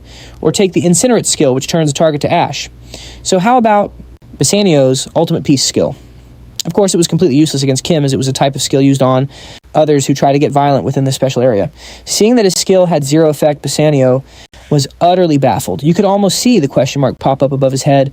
Before he could even react, Kim lifted his leg and stomped down hard on him. He screamed in agony, a sound that pierced the heavens. The moment Bassanio registered the pain, he had already accepted his defeat.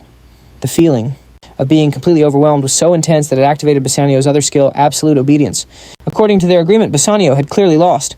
The two souls of his companions immediately returned. The warrior who had witnessed it all had a gobsmacked look on his face, as did the woman beside him. Bassanio, still sprawled on the ground, struggled to accuse Kim of cheating. Figuring he wasn't happy with the result, Kim offered to play another game to humor him. He would bet Bassanio's life, and Kim would bet everything he had. Guess if I'm going to punch you with my left hand or my right, the game starts the second you answer. And yet, Bassanio still dared to guess. Naturally, he was wrong. At the same time, Kim once again lifted his leg. This leg looked much more toned and packed with power. Kim brought his foot down decisively on Bassanio. Blood splattered everywhere. The audience in the stands was completely aghast. Bassanio, one of the four heavenly kings, had actually lost. They panicked and fled in a chaotic scramble, afraid Kim would take them all out. But he wasn't about to let them get away so easily. Kim used his magic to slam all the doors shut, sealing off any escape. The warrior spoke up, trying to stop Kim, saying there was no need for this. Pointless slaughter, but Kim paid him no mind. He saw them all as scum who took pleasure in watching players get their souls stolen. Taking out this trash was a worthy cause. The warrior once again tried to intervene, saying that this wasn't the right thing to do. At this point, Kim got annoyed with the warrior's constant nagging. He put his sword right up to his neck. The warrior couldn't believe what was happening, completely confused by Kim's actions. But the prince said, "We should do good deeds, or do the right thing." Kim asked the warrior, "Make a choice, justice or the right thing." With that, he lowered his sword. "If you're not going to help, then get the other two outside." To Kim, someone who can't decide what they want should just stay out of the way. Hearing this, the warrior could only quietly lead the other two away. As soon as they stepped through the only exit, it slammed shut right behind them. The people inside began to cry for help, but it was useless. No one could hear them. Kim started to open his mouth wide, puffing his cheeks as if holding something in. Then he let it loose, and the whole room was engulfed in flames, followed by screams that echoed into the sky. Those who hadn't escaped in time were trapped by Kim's order to seal the doors. One of them clung desperately to the iron bars of the door, screaming to open it because a murderer was on his tail. The cries for help reverberated throughout the entire casino. Someone cried out, regretting they had ever come here.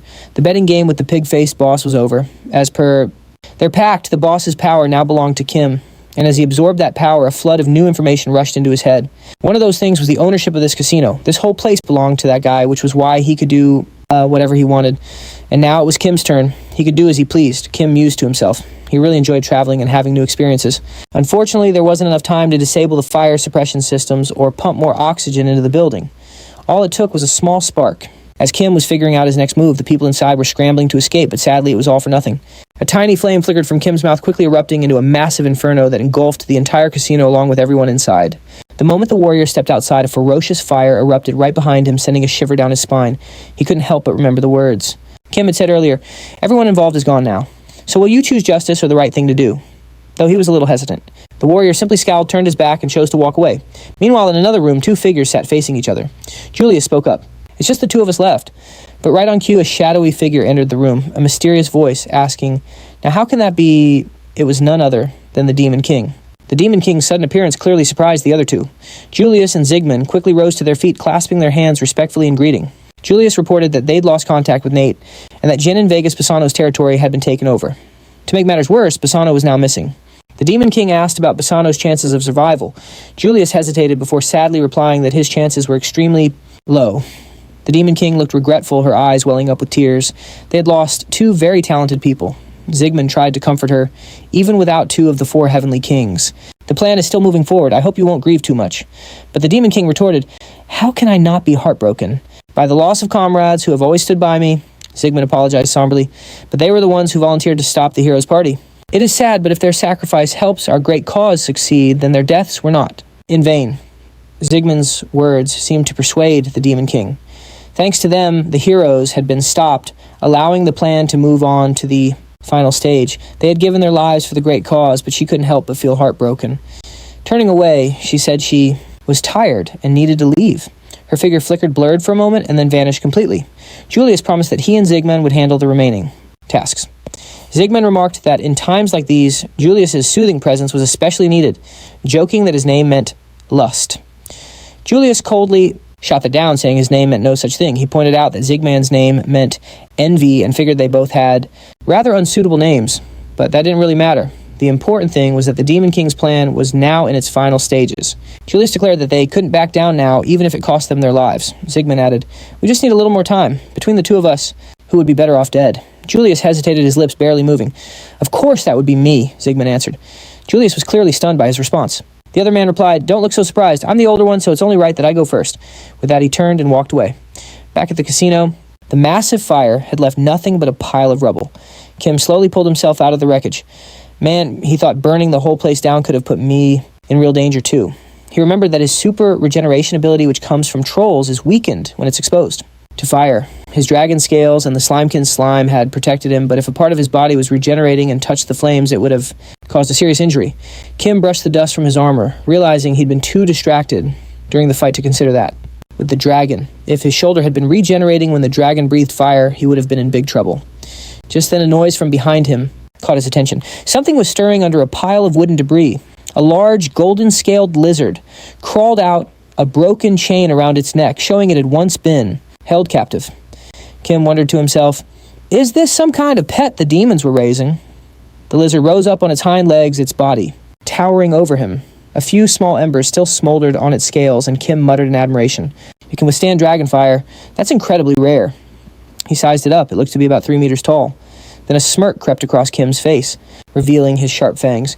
"Let's have a little taste," he said, his expression twisting into a menacing grin. The lizard seemed to sense the danger coming from the person in front of it and tried to back away, but Kim gave it no chance to escape, using one hand to snatch its tail and yank it back. In that same instant, Kim's mouth flew open, revealing rows of sharp teeth as his face transformed, ferocious veins bulging on his skin. He sank his teeth deep into the lizard's neck, blood spraying from the wound, and just like that, its fate was sealed. It became Kim's next meal. Afterwards, Kim went outside to meet up with the others. Hoppy was right there, holding his head and grimacing. "Oh, my head is still killing me. That was the absolute worst." Hoppy glanced over at Kim, who was contentedly licking his lips, and asked, "Something good happened? Why are you smirking?" In his head, though, he was totally calling Kim a villain. Kim played it cool and didn't mention what happened, simply saying that he'd put the fire out, even as a trace of blood from his recent meal stained his hand. Turns out that lizard was a salamander, a rare species that's completely immune to dragon fire. So he'd just eaten a salamander. Its incredible fire resistance wasn't just in the slime on its skin, it was actually a part of every single cell in its body. This meant he could now tap into the troll's power without needing the slime effectively, patching up his biggest weakness. Just then, Hoppy suddenly frowned, shook his head, and let out a curse. Kim had no idea what was going on. Hoppy tried to explain with an analogy. Imagine someone gets attacked by a bear, but by the time the wound heals, they've sort of forgotten about it. And then that same exact bear suddenly shows up in their front yard. Except now it can fly. That's how Hoppy felt. Seeing this, Kim just said that the bear knew its way home and would head back on its own, so there was nothing to worry about. Hoppy, however, still felt uneasy. His gut was telling him something his head wasn't. Meanwhile, Kim was thinking to himself that at first, their alliance was just a matter of convenience, and he saw the warrior as a scary guy who could turn on them at any moment.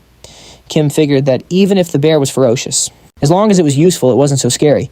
Hoppy picked up on what Kim was implying and asked, "What are you getting at?"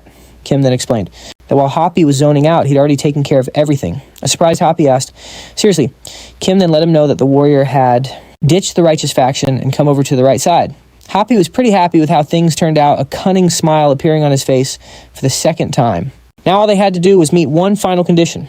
The warrior walking up ahead was completely unaware of Hoppy's dark intentions. Brewing right behind him, heroes were after all the strongest beings on the continent. The warrior stood tall, his gaze fixed confidently on the horizon, just radiating power and self-assurance. And strong here didn't just mean physical might, it meant they were protected by the great flow of destiny. Suddenly, the warrior spotted trouble. A gang of thugs was aggressively making its way toward his party. They shouted, identifying them as heroes, and immediately gave the order to attack. A sword swung toward the warrior, and he dodged just in the nick of time, the blade only grazing his hair. That's just how it is for heroes. They always find a way to survive the most dangerous situations. Another enemy on horseback charged in, swinging a menacing axe, but before he could even land a blow, the warrior leaped forward and took him down. From behind them, the saintess shouted a warning. "Be careful, hero! Those are the Demon King's soldiers." In a hero's darkest moments, someone always shows up to help. If they run into an enemy who is way out of their league, help will conveniently find its way to them. Kim stayed out of the fight, simply watching in silence. When you're in a situation that comes down to pure luck, luck is always on the hero's side. The warrior gripped his sword, his eyes locked straight ahead. Then, like an arrow, he shot into the enemy ranks. To actually kill a hero, you would need enough power to rewrite destiny itself. But to this day, no one with that kind of power existed. That was precisely why the Demon King had to behead the human hero, and the human king had to behead the demon hero. However, the protection of destiny only works when a hero is truly being a hero. Before long, the warrior had defeated his uninvited guests. Their bodies were scattered all over the ground. If a hero were to lose their qualifications, the warrior returned to Happy and reported, "We've still got a ways to go, but luckily we found horses." Happy gave him a phony smile. "How fortunate. It must be that special hero luck thanks to the goddess's protection," he said while climbing into the carriage. The warrior was oblivious, having no idea that Smile was just a mask for a sinister plot. Destiny was no longer protecting the hero. The requirements to be a hero are to be righteous, just, and good. Happy explained to Kim, who was sitting on top of the carriage. The warrior has already done some questionable things in the demon village, and he failed to choose the righteous path back at the casino. Now, if he loses his sense of justice, he'll stop being a hero altogether. And that was exactly what Happy was counting on. Kim couldn't grasp why they were so set on killing the hero. Happy explained that his original plan had actually been quite different. He had just taken that crazy old man's draft and tweaked it a bit. "What do you mean?" Kim asked Happy. Elaborated that the king planned to give the throne to the first prince, while the second prince, Happy, would serve as his advisor. The king's plan was a guide on how to make a hero stop being a hero. Happy recalled the warrior's shocked and anxious expression. He figured, the king had forced the hero into an impossible choice, thus stripping him of his title. But the king had only drafted the plan. He was too scared of the goddess's wrath to ever actually follow through with it. And by some fluke, Happy found it. Breaking the seal on it was a real challenge, but based on that original plan, Happy modified it to his liking and was now putting it into motion. Everything finally clicked for Kim. But his real question wasn't about whose plan it was, but why he wanted the hero dead. Heroes don't deserve to die. In reply, Happy gritted his teeth and said, "Because if my brother dies, the king's despair will be far greater than my own sorrow." Happy's hand tightened on the reins, the veins on his face bulging, showing the true depth of his resentment. At the Flatfield Plains, their carriage continued onward. All around them were lush, green fields under a vast open sky. From a distance, Kim could see the Demon King's castle. Happy spotted it too, but strangely, as they got closer, they noticed there were no guards outside. "Something's not right," Happy said. In the game, the Demon King's castle is supposed to be in a volcanic region or in the middle of a poison swamp. So why is this one built next to a perfectly normal plain? This is so strange. Faced with Happy's video game logic, Kim shot it down. What kingdom would build some crazy thing like that in the heart of its capital? If one did exist, I'd love to see it. At the same time, though, Kim had to agree with Happy that the place was undeniably odd. Happy scanned the area and realized there weren't even any ants around. Kim added, "Not even grasshoppers. We just passed a rabbit hole, but it was empty too." Happy couldn't figure out what was going on. He didn't know for sure, but he was certain something was waiting for them up ahead. All of a sudden, their horse got spooked and let out a terrified neigh, leaving poor H-Pop Pie, who was holding the reins, looking totally bewildered. He couldn't figure out why the horse was suddenly freaking out. The poor thing just stood there, head down, trembling like a leaf. H-Pop Pie cautiously approached it. He figured it must be scared, but there was nothing in sight to frighten it. The commotion was enough to get the warrior's attention. He came over to ask what was going on, and H-Pop Pie explained that the horse was flat out refusing to budge. The warrior's first thought was that maybe it was just tired, but then a strange feeling washed over him. He wondered if this uneasy feeling was coming from the Demon King's castle up ahead or if it was something else entirely. Noticing the serious look on the warrior's face, H-Pop Pie asked if he'd spotted anything unusual. The warrior admitted that while he definitely felt like something was wrong, he couldn't quite put his finger on it. He figured that if they could just get a little closer to the Demon King's castle, they might get some answers. But with their horse on strike, they weren't going anywhere fast. The horse had stopped and was not moving an inch. The team tried everything to coax it along. H-Pop Pie offered it comforting words and tasty treats, but the horse wouldn't even open its mouth. Worried that it might be hurt, they even had the healer use recovery magic on it, but that didn't help either. Even Kim had a go at it, trying to clear away any evil aura. But the poor horse just kept trembling It was no use. As a last resort, the warrior tried speaking to it in a gentle tone, giving it a heartfelt speech about the importance of their quest to defeat the Demon King. But unsurprisingly, the horse was not impressed.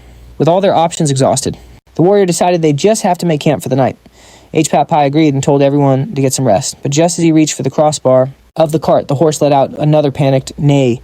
This time it wasn't just noise, it threw a powerful kick with its hind legs, catching H-Pat Pie and sending him stumbling backward. Before anyone could react, the horse bolted.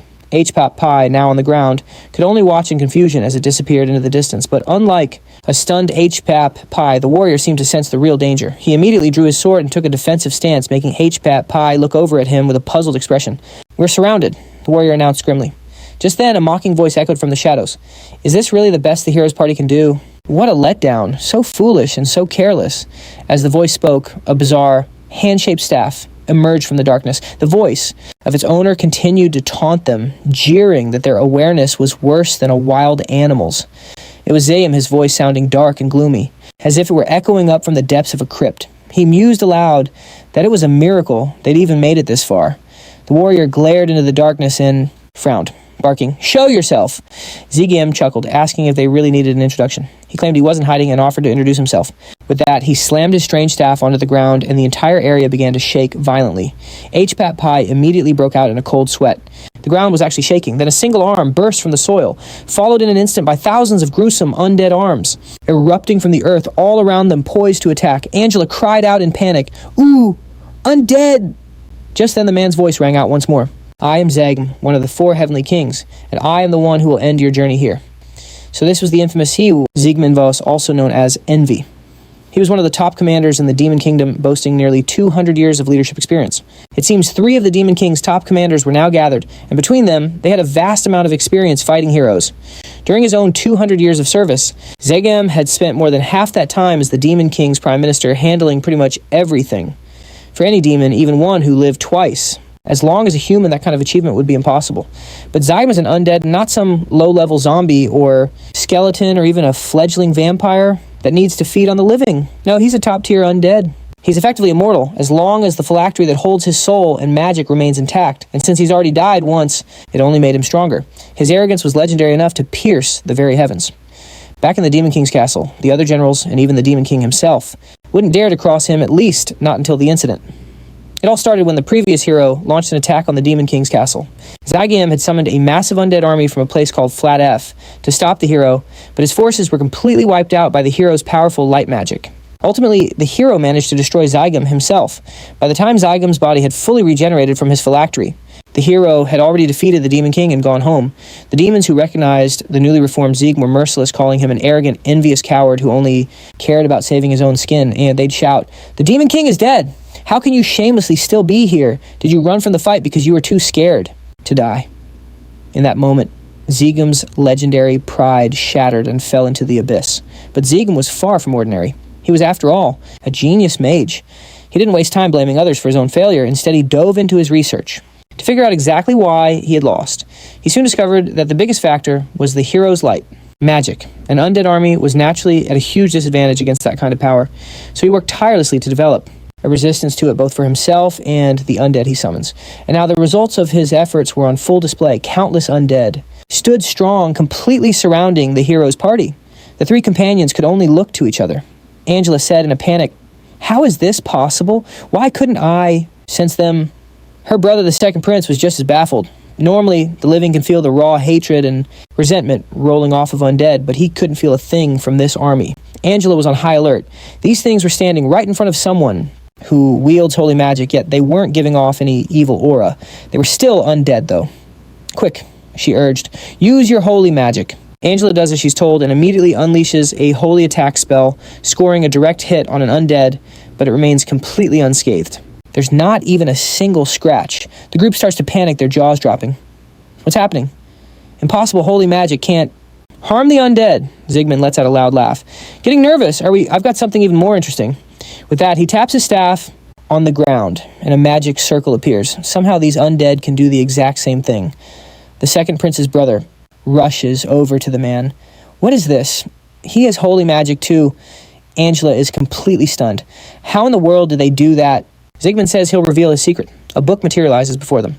Angela blurts out, "Is that the a holy scripture of the goddess's faith. She questions Zygmunt, "How did you get your hands on that?" He answers without a hint of hesitation, "Naturally, it's because I'm a follower of the goddess's faith. All the undead on this plane, including myself, are followers of the goddess's faith, so we hold no hatred or resentment towards the living." Angela can't believe her ears. An undead is a follower of the goddess's faith. Zygmunt asks her, "You followed the goddess's faith for over 10 years, correct? I have been her devotee since long before you were even born. I have read the Holy Scripture for 50 long years to obtain sacred tolerance, and I have also followed the example of the saints and holy sons to guide my actions."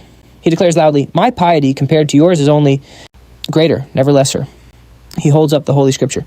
"Your 10 years of faith are only on par with the youngest among us." He tells Angela, then points to an undead, "Someone of your level is only equal to that little brat."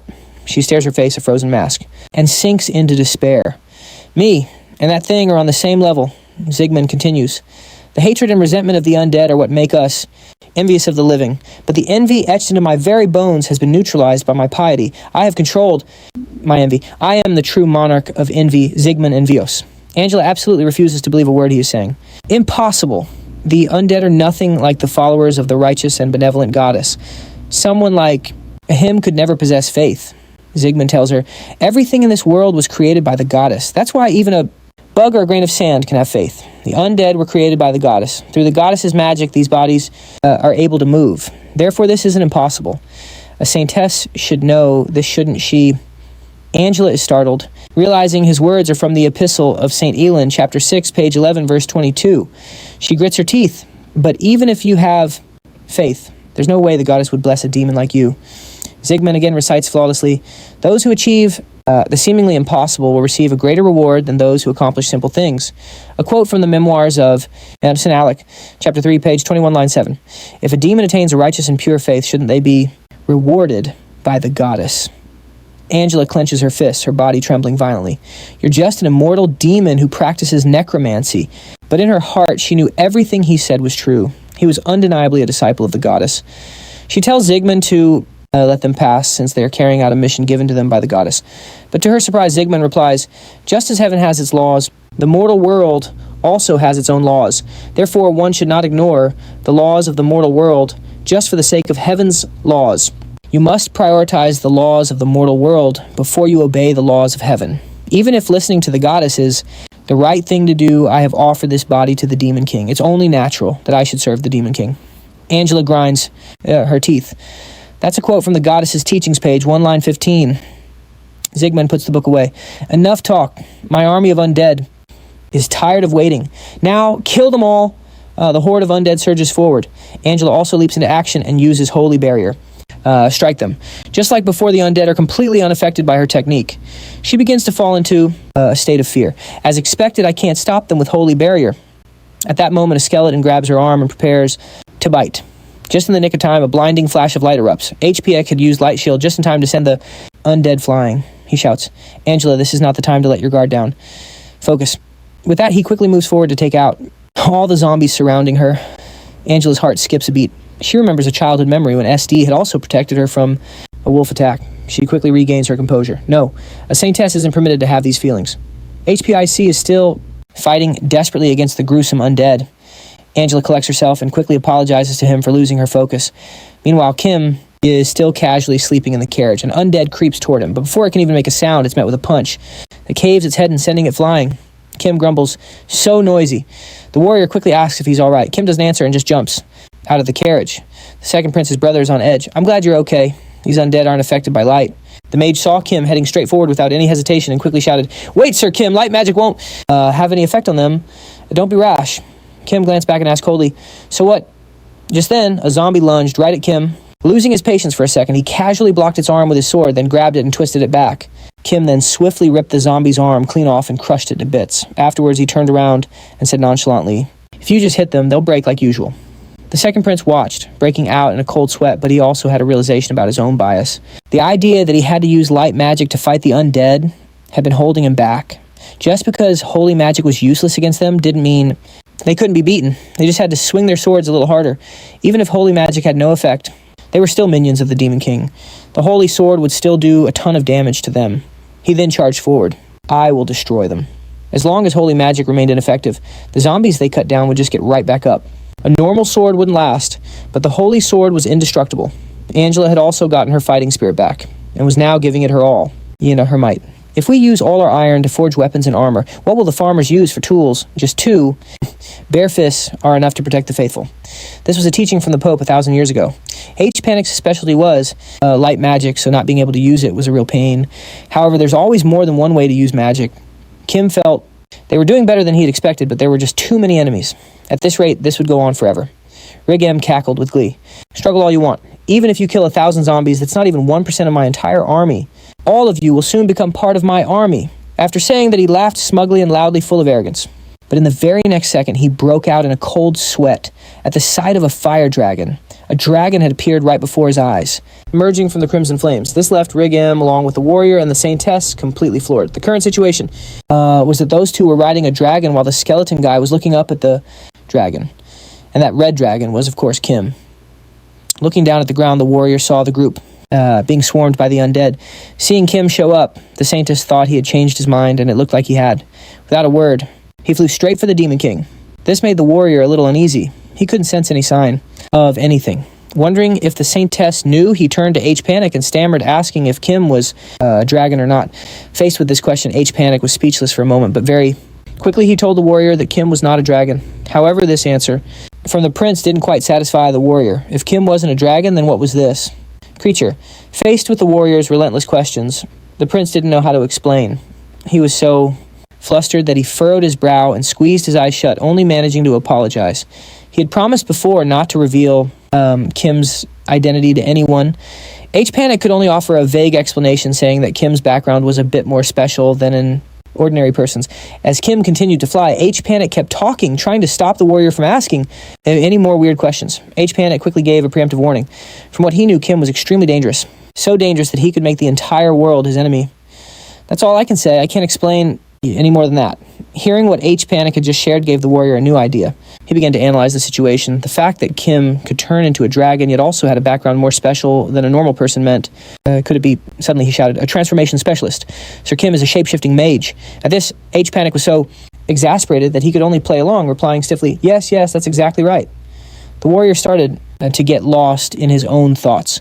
From what he recalled, shape-shifting was a technique that only the demon race possessed. He was sure that Kim had betrayed the demons and was part of a new hybrid race, a mix of human and demon. If that was the case, he finally understood what Eddie had meant. However, he suddenly trembled with fear. What if his theory was wrong? Then what was going on? What was that terrifyingly huge monster? Seeing that his imagination was running wild, the warrior calmed himself. No, that can't possibly be it. He then touched Kim's back, silently, thanking him. It was because of him that they had been able to defeat the demon generals. And just now, he was the one who saved them from the undead horde, and that wasn't all. When the warrior was struggling against that monster, Kim had wiped out the creature of destruction with just a single slash of his sword. After thinking it all over, he gave a wry smile, because even though everything from start to finish was thanks to Kim, he was still incredibly suspicious in the warrior's eyes. Once again, the warrior was certain Kim couldn't possibly be the monster of destruction. As they watched Kim's back fly off into the distance, the undead horde fell into chaos. Rig M was also sweating bullets. Oh wow, just a moment later, they had nearly reached the fortress. The warrior was amazed that the journey from here to there would only take 30 minutes. Thankfully, Kim was waiting. Looking at the tower before him, the warrior wasn't sure what to make of it as it seemed. A bit ordinary compared to what he had imagined. Seeing the warrior spacing out, Kim decided to snap him out of his daydream and told him to look behind them. Hearing Kim's words, the entire group spun around 180 degrees. The sight was a total shock to everyone. They hadn't expected the undead to still be hot on their trail. This relentless horde seemed to be completely tireless. According to the Saintess's calculations, it would take them about 2 hours to get here. The phrase 2 hours made the warrior fall silent. In that short amount of time, they had to defeat the Demon King and escape. After that, they would hop on Kim's back to get away, but could they really make it in time? The clock was ticking. This tight spot had him gritting his teeth. If they couldn't take down the Demon King before the undead surrounded them, the situation would become an impossible siege. Just then, an idea sparked in his mind to solve this tough problem. They needed a way to buy themselves a little more time to pull this off. At that moment, the warrior turned to ask Kim for a favor. We don't see what he said, but Kim immediately descended for landing. Hypanic and the other two hopped off Kim's back one by one. Kim had gotten them this far, the rest was up to them. They immediately made a break for the entrance, while Kim instantly vanished back into the sky. Just then, the demon guards were startled by the intruders. One of them shouted, "Hey, you humans, just where do you think you are?" and with that, they gave chase. We'd get them. However, before they could attack, they were doused with a strange purple liquid. Seeing the gooey fluid that was sticking to his hand, the demon wondered what it was. Is this oil or poison? Before he could figure it out, the liquid began to bubble, followed by a massive explosion that engulfed 1/3 of the fortress. At this time, Kim was flying high, in the sky with a perfect bird's eye view. That purple liquid wasn't oil or poison. It was a highly flammable fuel that would explode the moment it caught fire. Kim looked down with an incredibly judgmental expression. Right now, no one could get through the gate. The undead and Zygmunt wouldn't be able to get in unless they marched through the wall of fire that was going to burn until the fuel ran out. Zygmunt was in shock as he stared at the exploding fortress.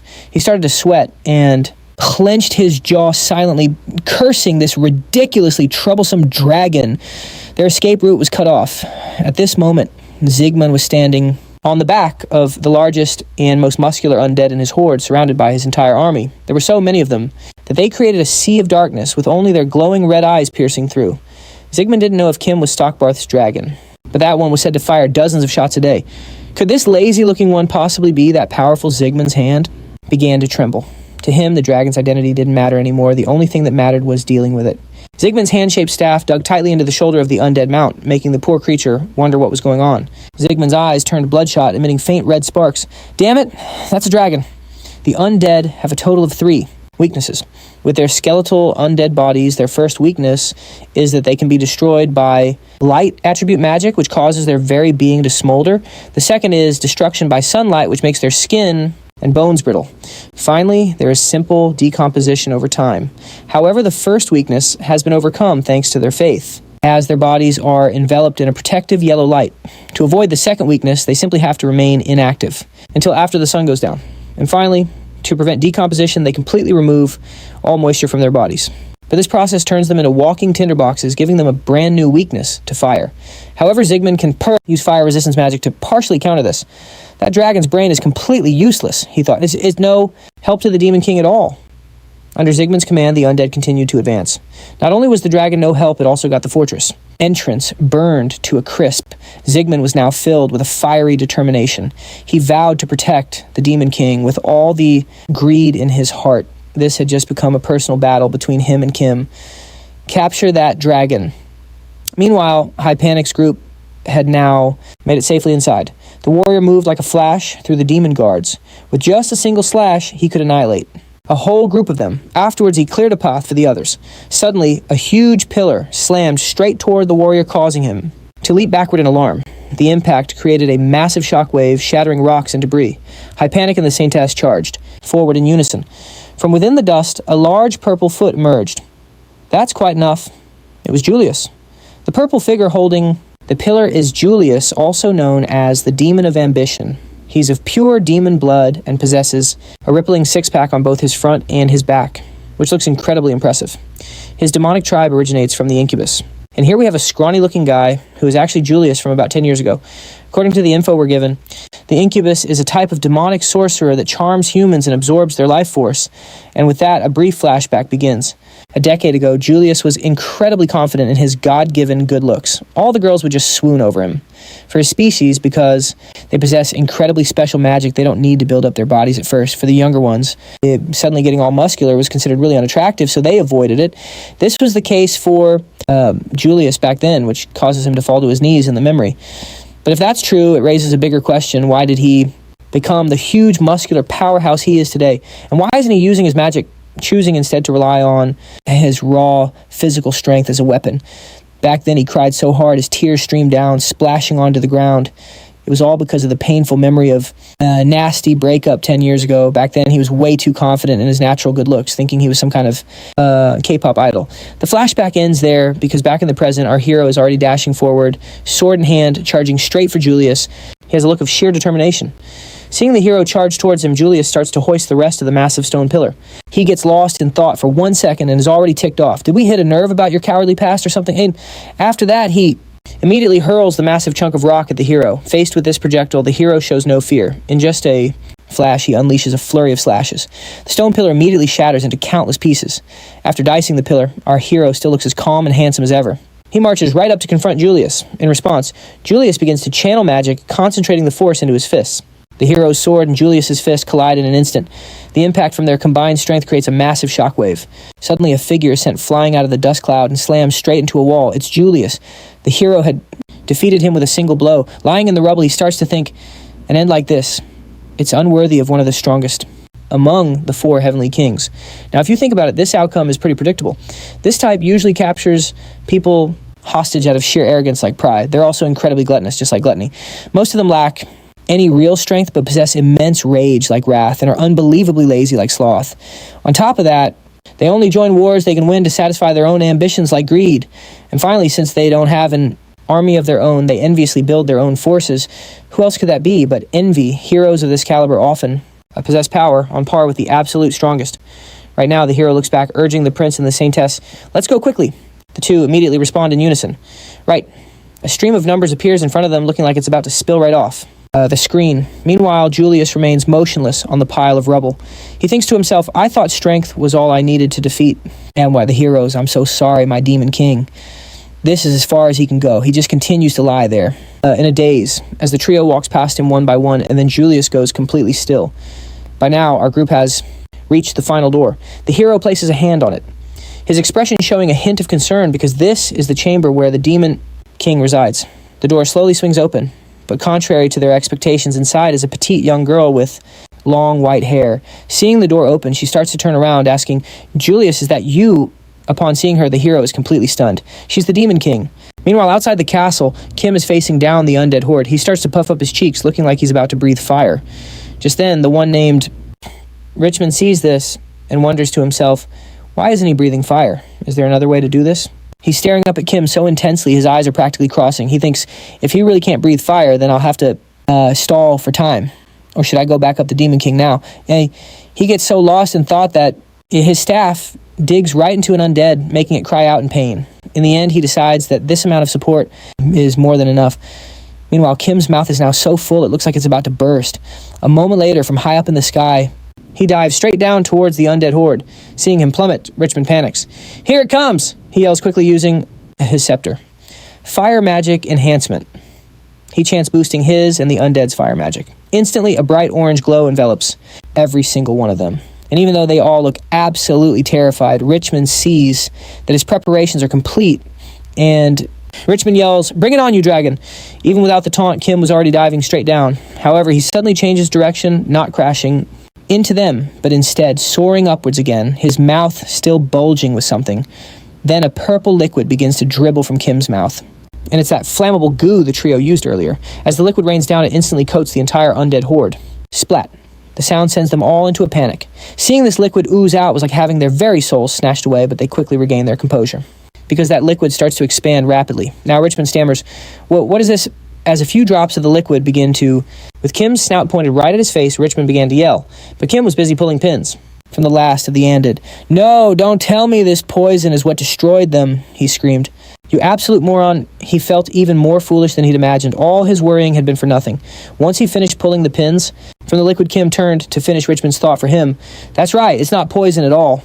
A glint flashed in his eyes. Seeing this, Richmond wondered aloud, is that a real breath attack? Paying him no mind, Kim let out a quick puff of fire. It looked pretty weak, though. Seeing a dragon's fire breath look so pathetic left Richmond a little shocked. Then he burst into laughter. Is that it?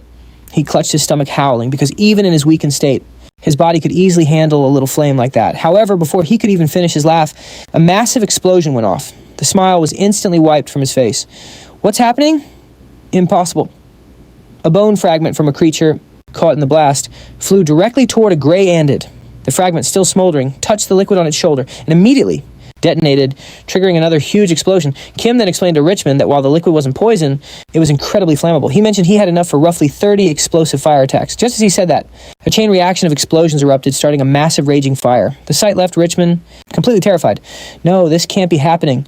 The flames swarmed toward him, and before he could get out a final word, an explosion hit him head on.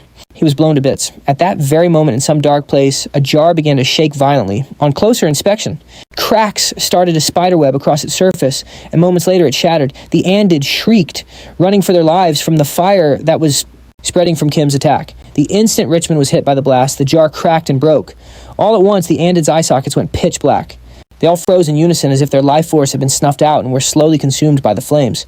Kim, hovering in the sky, noticed they had all stopped moving. I guess their leader is dead. He was a little disappointed that the fight was over before it really got started. Looking at the huge number of Anded left, he felt a bit tired. Still with the power of the fire dragon, he could finish them off quickly.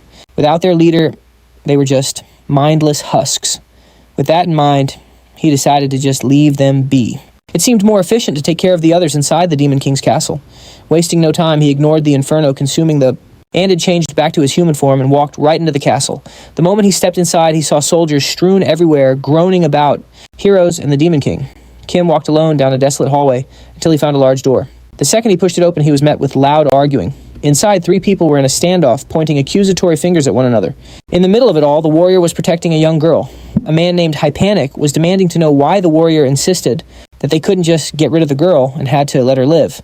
The saintess, standing between them, pleaded, "Everyone, please stop arguing. Please don't fight. Please don't rip each other's clothes and just put down your weapons." Kim then strolled in, asking, "What's all this about?" The people inside all whipped their heads around to look at him. He asked what was going on with the Demon King. The warrior hesitated, knowing the truth was incredibly dangerous. Ultimately, it was Hypanic who spoke up. He revealed that the little girl the warrior was protecting was in fact the Demon King. Then Hypanic ordered Kim to kill her, but the warrior immediately yelled for him to stop. Kim looked over at the warrior, asking him to confirm if what Hypanic said was true. The warrior admitted it was. But then he gritted his teeth, glanced at the Demon King, and added that she wasn't the Demon King anymore. This just confused everyone. The warrior explained that while the body belonged to the Demon King, her soul had been replaced by someone from another world. The warrior was absolutely sure of this because he had used his lie detection skill. Hearing this, Kim glanced at the Demon King, who was cowering behind the warrior. He realized that if the warrior was right, this was the third person from Earth he'd met. The first was Edward, who was reincarnated, or perhaps transmigrated since he was born into a new body in this world. Kim himself had arrived in a transformed state, making him something of an anomaly. As for the Demon King, she had the soul of an earthling possessing this body. In her case, it was straight up possession. She was originally just a normal office worker who became withdrawn and got completely lost in military novels. So when she suddenly became the Demon King, she couldn't accept reality. And since the whole soul in another body plot was a common trope in her favorite novels, she convinced herself this was all a dream. She started introducing Earth's knowledge systems and concepts to this world, which led to the Demon King's nation becoming so powerful it shattered the balance between humans and demons, forcing the goddess to summon a hero. But she stubbornly believed that if she just kept making a big enough mess, a hero would show up to be the protagonist of her story. The problem was, she wasn't the protagonist. The generals she'd once relied on found their old powers useless, so she got rid of all of them right up until Julius. Defeated, she finally snapped out of it and fear took over. All she could do now was beg us for mercy. After listening to her story, Kim just crossed his arms nonchalantly and asked why she'd ordered her subordinates to start all this trouble. So now that she's scared, she comes running here to surrender. The warrior frantically tried to make excuses, but Kim cut him off and asked if he actually believed she was from another world. And while the warrior did believe her, it was all pointless now. The warrior was still trying his best to explain, but his main worry was that too many lives had already been lost. He just didn't want anyone else to die. Seeing the warrior in so much distress, Kim thought for a moment and then glanced over at Hypanic. Out of nowhere, he announced it was time. Hypanic had already drawn his sword, and while the warrior was still confused, Hypanic's sword darted toward him. The warrior instantly raised his own blade to block. But Hypanic's power was overwhelming, and the warrior's sword shattered into 1,000,000 pieces. Hypanic's blade then immediately turned them both into donuts. In the warrior's mind, a hero was always supposed to be upright, righteous, and kind. These 3 qualities might seem similar, but sometimes they can conflict with each other. But when a hero overcomes a moral crisis, they achieve the best possible outcome.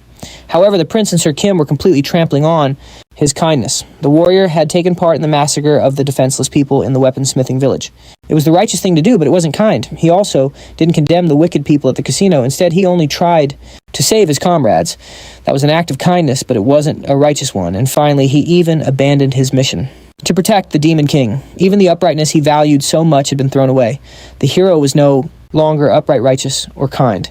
Therefore, he was no longer a hero. The warrior just stared blankly, unable to believe what was happening, and looked at Hypanic. Hypanic coldly asked him if it was painful to say his name. From the moment he demanded they spare the Demon King's life, he was no longer a hero.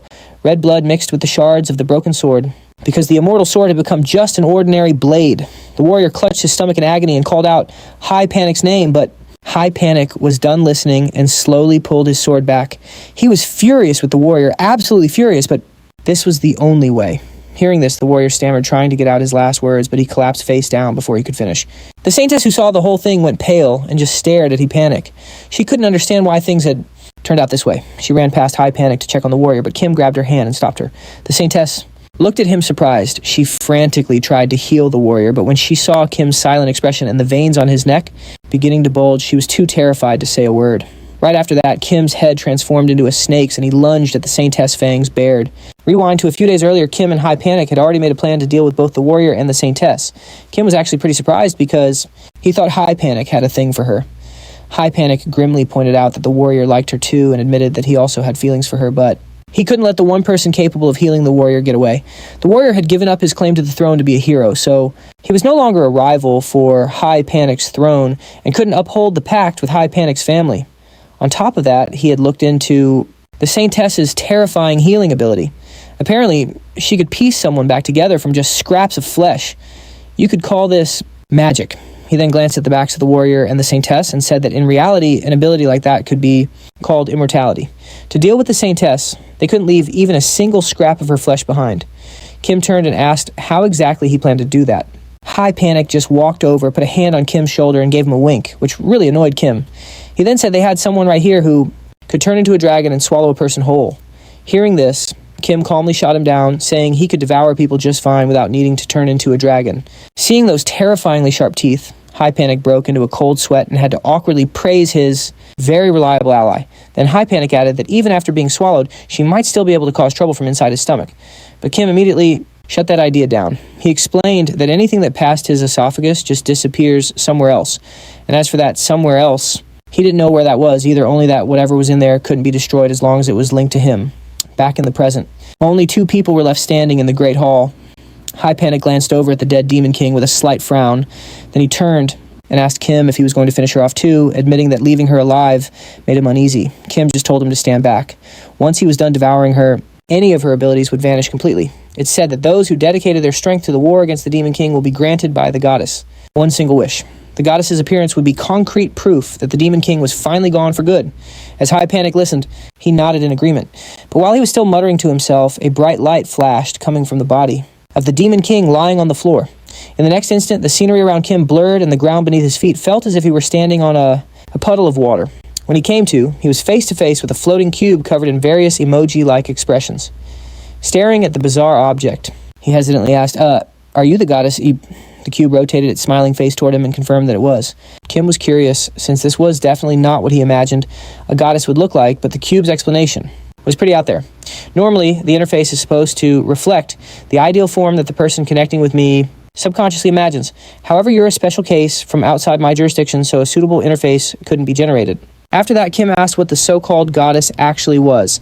The cube then projected a series of images all around them, showing him that it was the system responsible for creating and maintaining the world. Its primary duties were managing skills, creating monsters, and handling the reincarnation of souls. Hearing this, Kim quietly concluded that this wasn't a goddess, but pretty much God itself.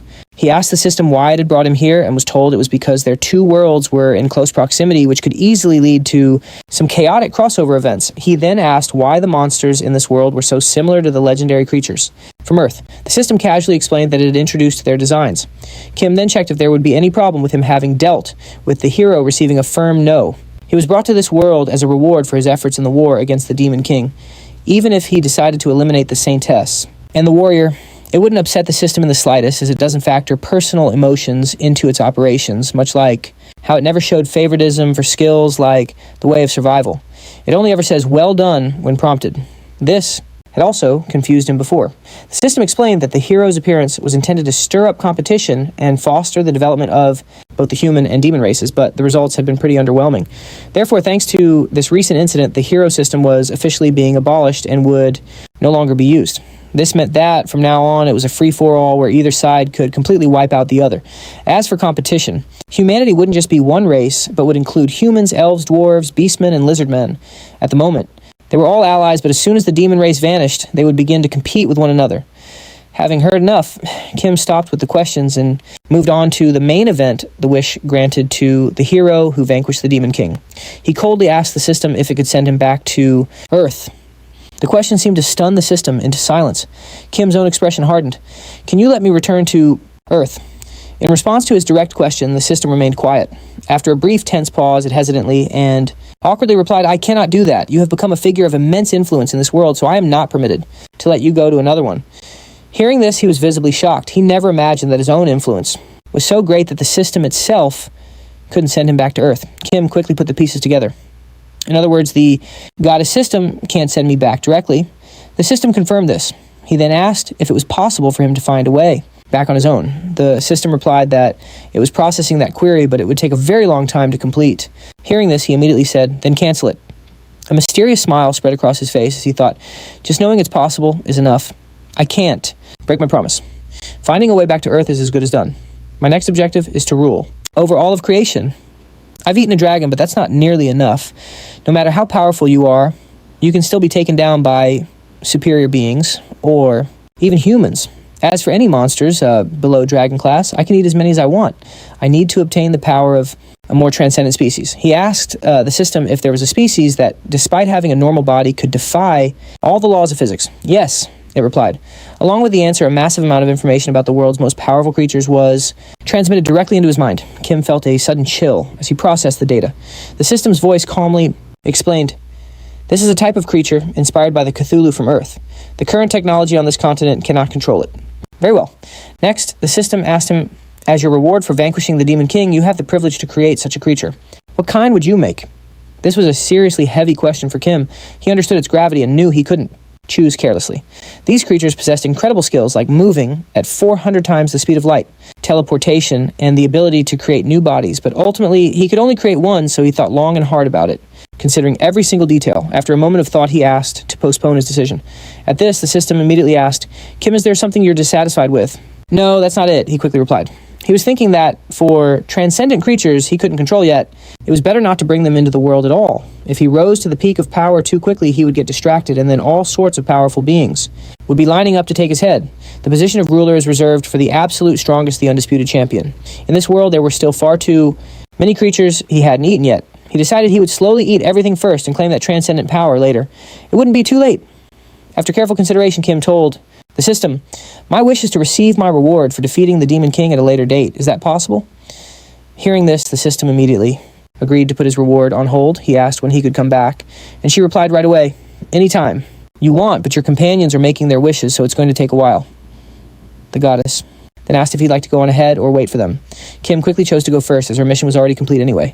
Before she vanished, she didn't forget to wish him well. Just then, on the other side, a figure began to materialize. Kim asked, "You're here." High Panic suddenly burst into tears, surprised by the goddess's appearance. Kim found this a little strange, having pictured a saintess and assuming the goddess would take the ideal form for whoever was meeting her. Afterward, Kim asked him, "Do you regret it?" High Panic clenched his fists and replied, "Every minute, every second, but then," he laughed. "But what's done is done, so there's no point in regretting it." "Aren't you curious about my wish?" Kim asked, standing up. "So what did he wish for?" He said he wished for all the knowledge he would need in the future. Hearing this, Kim countered, "Does that include knowledge that could help me get back to Earth?" High Panic joked, "I can't let you stay in the world I'm about to rule." This piqued Kim's curiosity, so he asked, "So what's your method?" High Panic just said he would explain later, adding that the Demon King's army would soon be knocking on the king's door. The Demon King's plan involved reforming half the army, unifying the military and government, reorganizing the ranks, dividing leadership, deploying new weapons and tactics, and shifting public perception. Of it was inspired by a book on the art of war.